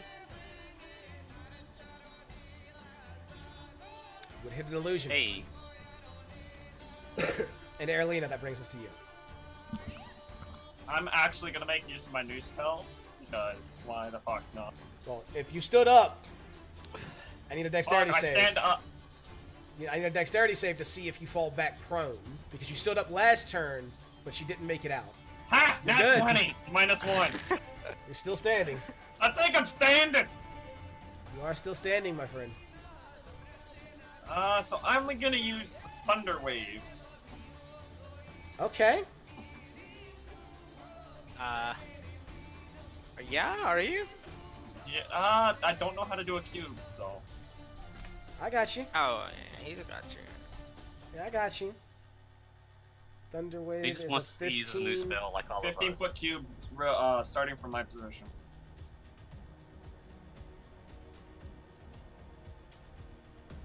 Oh, it's not as big as I thought. Yeah, cubes are a lot smaller. So I need Cylinders in 5e are broken, whereas cubes are. So I need to be standing here to make use of it. Okay. I thought it was bigger than I thought it was. No, not my spirit. No, it's okay. It doesn't take damage. It's a spiritual weapon. It's not gonna take anything. All right. So you would be targeting Bandit 3. Yep. And he needs to. They would need to make a Constitution saving throw. On a failed save, they take 2d8 thunder damage and then push 10 feet away. Okay, so what you can do is you can target him, target Bandit 3, and then click the little magnifying glass next to Thunder Wave and press the save button.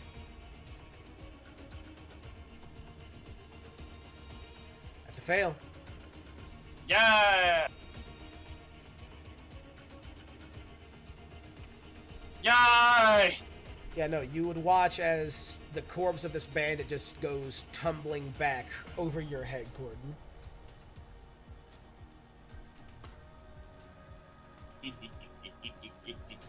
Later. Oh, that spell is more fun than I thought it was going to be. And then there was 1.5. Because one's still laughing. That's been And happening one's for like freaking 4 rounds. having the best trip of his life. Uthar, that brings us to you. Dude, her stomach must be killing her Hold right on, let me- now. How long this It lasts? is concentration Oh, for up to 1 minute. so 10 rounds.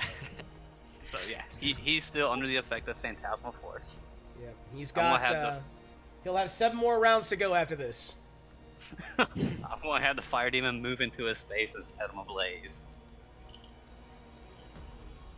All right, 1d6 more psychic damage. I fucking love this spell. I might need to pick it up Fun one. if I can. That'd be fucking hilarious. And 1, 5, 10, 15, 20. Let's move it there and end my turn.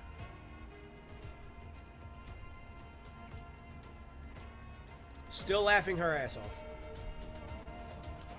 Oh fuck yeah, I'd be able to use it as well. Oh, that's crazy. Mirnir,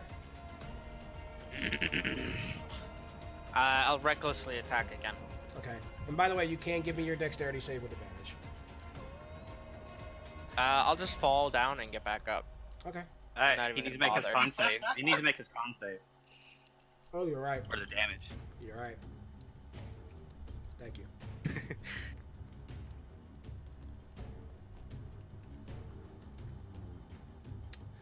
He would still maintain concentration for now. So you fall, get back up. Yeah. And I'm gonna hit him. Recklessly. Okay. 23. That's a hit. Divine Fury.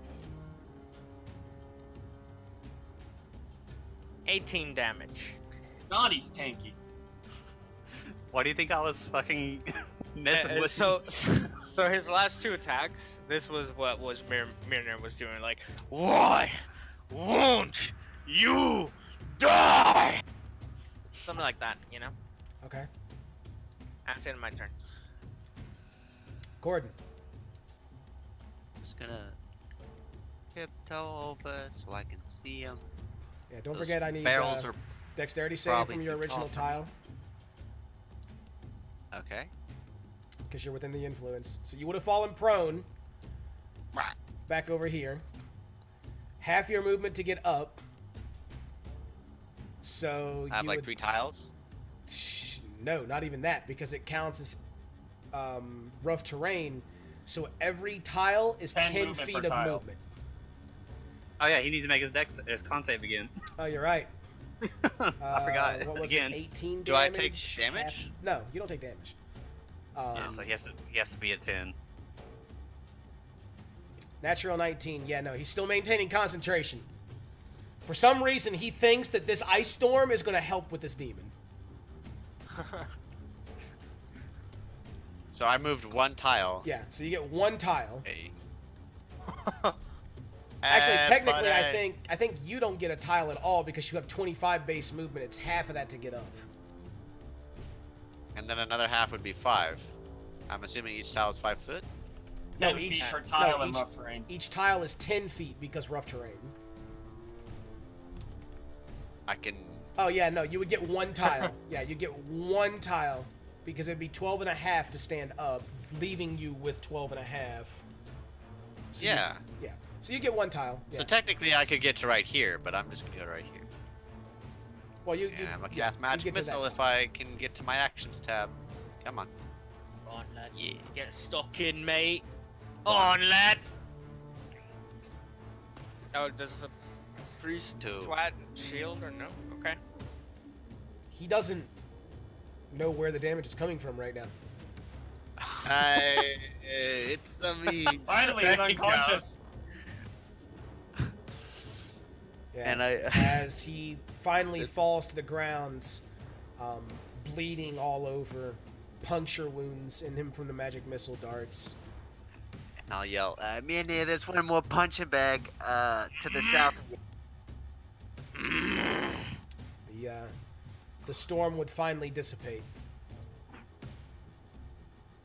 She said something about your mother. I didn't catch it. She It's says, really nasty "Love stuff.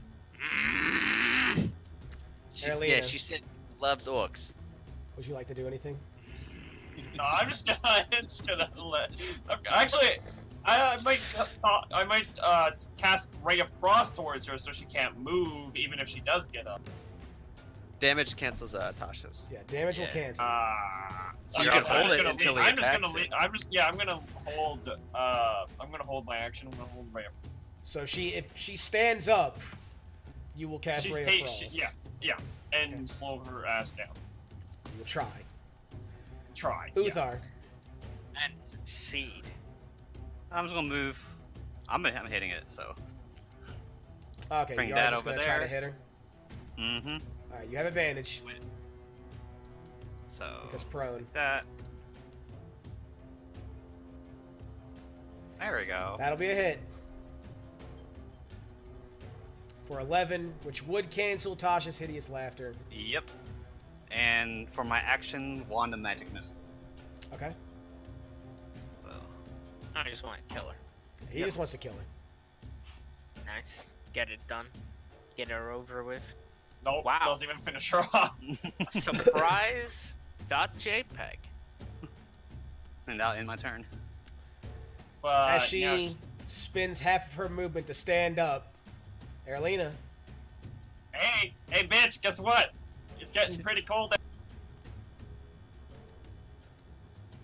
She can't reach, I don't think. She can. She has to get up. Half her Oh, movement. good point. Good point. Fuck, well, I'm not even The gonna ray of hit. I'm frost not just- even gonna hit. Bounces off the ground at her feet. She just looks over towards you, and you see a slight grin appear on her face, and you watch as she takes the long sword, switching it over to the hand that she has her shield in very quickly, and then reaches onto her back, pulls out a javelin, Okay! and is going to chuck it directly at you, Erlina. She's gonna, what? Oh no. It'll hit the ground sort of at your feet. Probably a little too close to your feet, but it will miss. And Mirnir, that'll bring us to you. He's genuinely fuming. You can see actual steam coming out of his ears. He's gonna cast the great axe aside, literally throwing it aside, and just going full horn rush at the last crushing wave reaver. Okay. And it's a reckless attack. It is a gore. Okay. Yeah, got Poor him nailed bitch. up. 14. Dropped a 1 for a 7. Dropped a 2 14. for a 7, yeah. Or was it a 2? Not very great. 14. Makes it, breaks it. Oh baby. It is Divine Fury because it's my first attack on first creature I attack on a turn. And the horns How do you do it? make a strength save. Oh yeah. So hearing that this person decided to offend his mother, Mirnir charges forth. Going after she'd thrown the spear, she was like in the Olympic pose, right? You're throwing something. Goes straight for her stomach and push both his horns go straight through her body, and then lifts her over his head and rips her in half. All right. We succeeded! With minimal damage, actually. Very minimal damage, holy shit. I could use I'm some actually really Well done. tanky. I only used 3 spells the whole time. I used a lot of spell slots. Well done, my friends. Well done. I need some healing. Do you? Go pick up my Yes. axe. Yeah, I'll cast Cure Wounds on you. Yeah. The rage subsides. There, you get 8. Hey, that's all my HP back. Yeah. That's fucking crazy. I will pick up my Drift Globe. Okay. Well, that went well. Yeah. So we have question 1. I mean, the priest might still be alive if you want me to heal him. Go put the priest in shackles. Or tie him up or something. I'll try and first resuscitate him. Check for his Am I good name. at that? Actually, this is your. I'm gonna say you can Kinda. give me a Yeah, medicine hard check to for see you whether or guys. not he's alive. Yeah, I'll I'll aid. determine I'll whether he's still aid alive. if I- Yeah. Medicine. There you are. Oh, that's right. We can aid on medicine checks. I Who am knew? aiding you. Yeah. Give me another roll because you have advantage because you're being assisted. So you got the 3. As far as you can tell, he's dead. He's already dead. Well, so shit. maybe one of the others? And I'll look around at the bloody mess of all of them. Like, no, probably not. They're all as good as Cleaved dead. one, ripped one in half. Oh, there's one that got hit by the dart things you throw. The magic ones. Maybe he's still alive. Yeah, I'll go check. to that one. Yeah, I'll check that one as well. Okay, you give me a medicine check. I'll aid him again. And I clicked advantage this time. Corin's going to ironically check the one that's split in half. Ooh.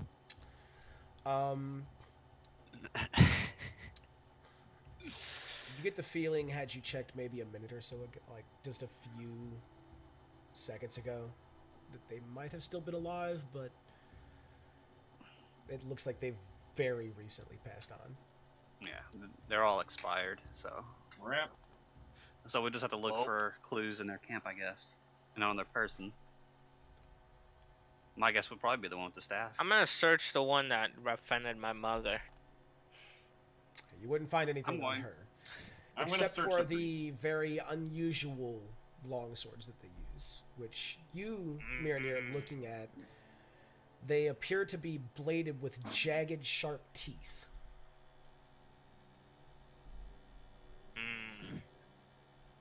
Gordon. They have weird shark sword things. You want it? It's probably as big as he is. It's probably bigger. Just handing it to him. You can go ahead and I'll cast off spiritual weapon.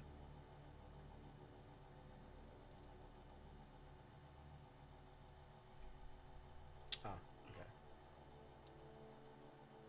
okay. Don't need that hovering around. Okay. I will check the bodies for documentation or just useful items. Try to figure out who these people are. Okay. Give me an investigation check.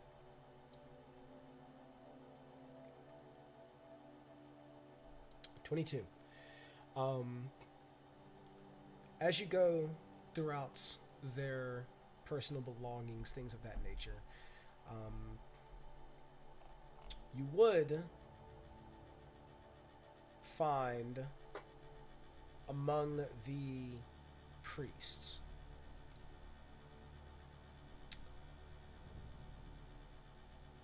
a small pendant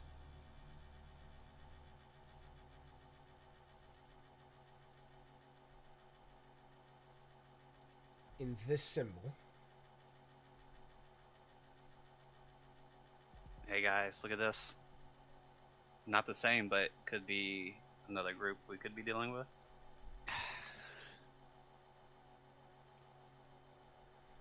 That's a lot of different symbols we've encountered thus far. And among Maybe tribes of different tribes at war or something. Could Yeah, be. look at the priest's hands and features. He's all watery. Then we had the earth guy with the stone maze. and among the human warriors, the bandits, you would find within one of their pockets a small piece of paper, Uthar, with just a couple of words scribbled out on it.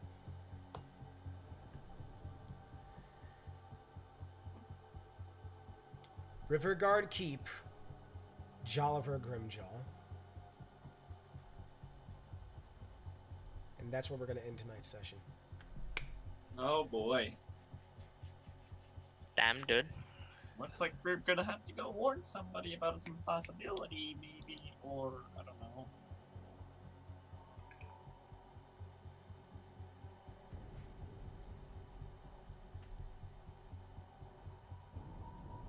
Well,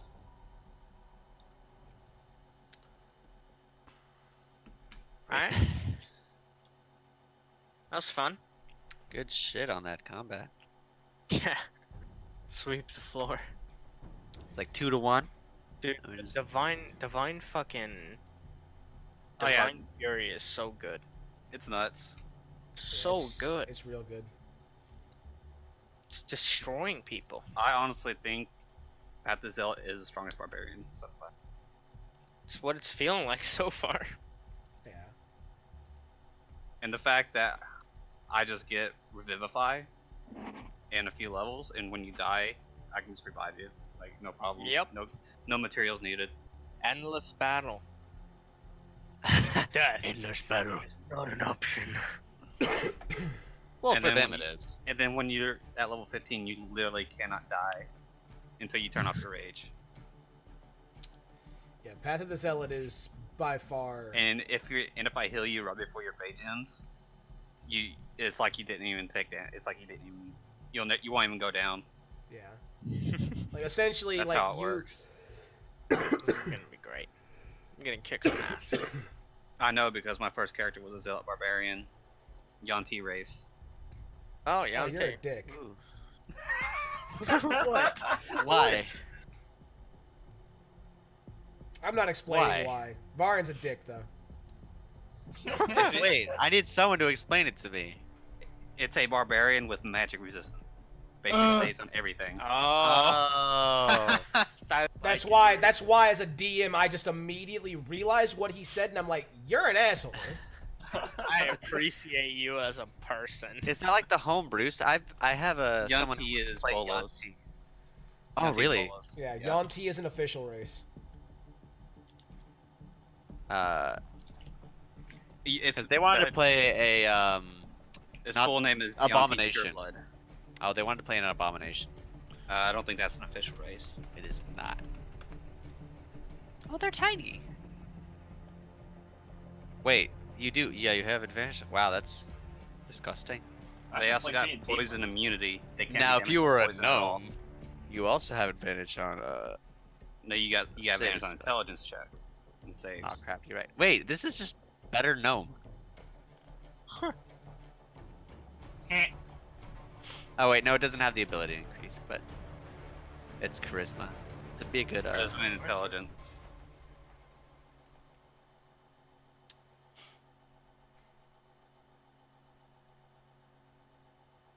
Wait, no, yeah, it's better gnome. Yeah, no, charisma by 2, intelligence by 1,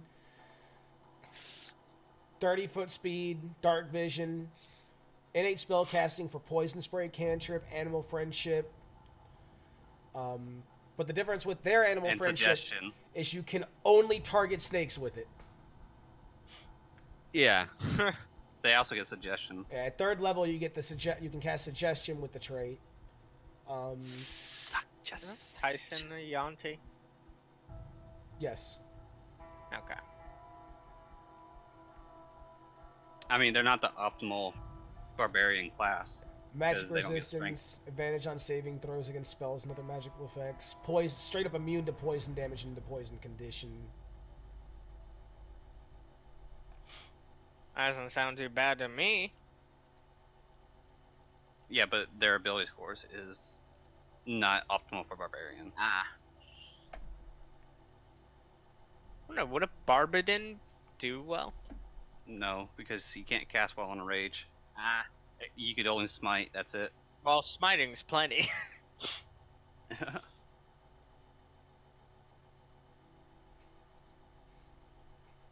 know, like, what is it? Warlockadin? Warradin? That's pretty good. Lock it in. Lockadin? Dinlock? Just lock it in. See, my goal for that entire fight was to keep the priest on lockdown. Yeah, that was good. Good CC. He had the best trip of his life, and then he died.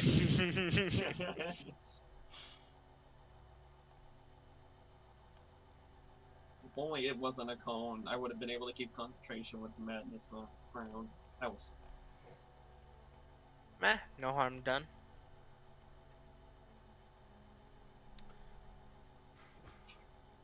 Yeah, see how I knew the difference between Sleet Storm? It did no damage. Now, if it did damage, it would be Ice Storm, which is a level 3 spell. So I was already assuming it was that one. They're both level 3. No, Sleet Storm's level 2. Is that? I looked it up a bit ago. Like I say, no, Sleet Storm is level 3, I'm pretty sure. Then Ice Storm's level 4, because I know Ice Storm's a higher level than Sleet Storm. So let me see here. Create PC spells. Sleet Storm is a level 3 conjuration. Yeah, that's 4. Ice Storm is 4. And Ice Storm is a level 4 evocation.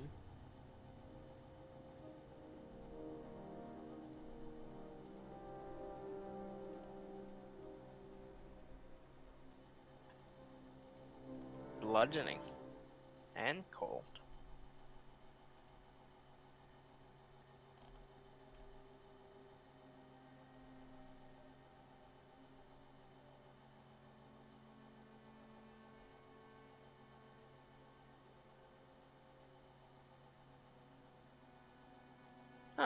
It's pretty cool.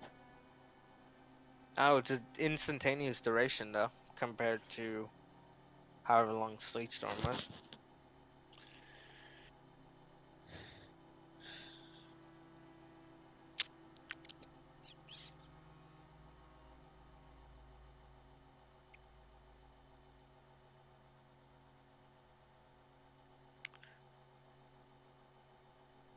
I'm going to just go out on a limb and say Phantasmal Force is one of the best second level spells.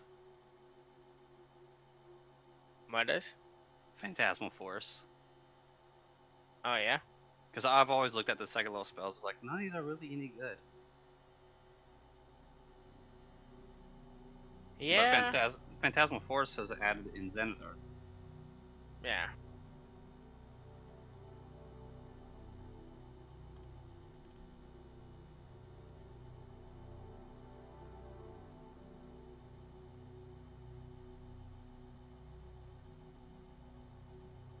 All right, lads.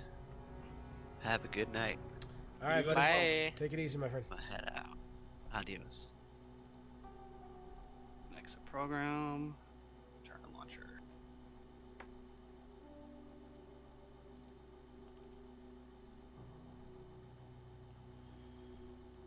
I'm going to end the stream real quick. So I will be right back. Okay.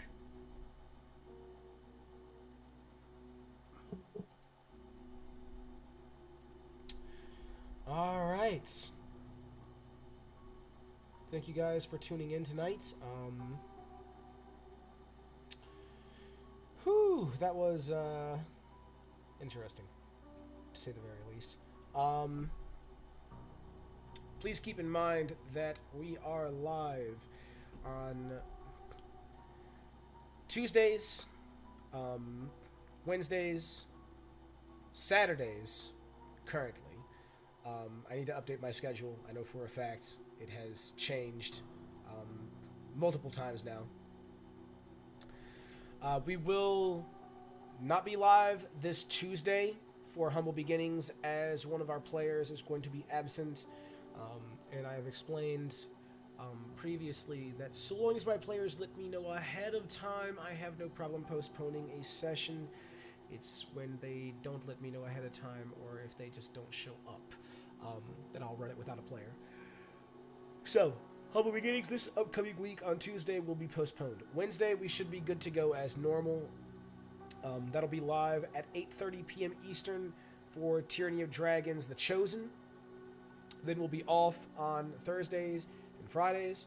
And then Saturday, we will be live over on twitch.tv/ABBYY. Once again, with Tyranny of Dragons, I Want to Die edition. We were live earlier today. If you're interested in checking that out, please go visit her channel. Check out the VOD. We had a fantastic time today. A lot of entertaining moments, a lot of fun. Glad to have that campaign starting back up again. And then following that, at 11 p.m. Eastern, we will be live again next week with Princes of the Apocalypse.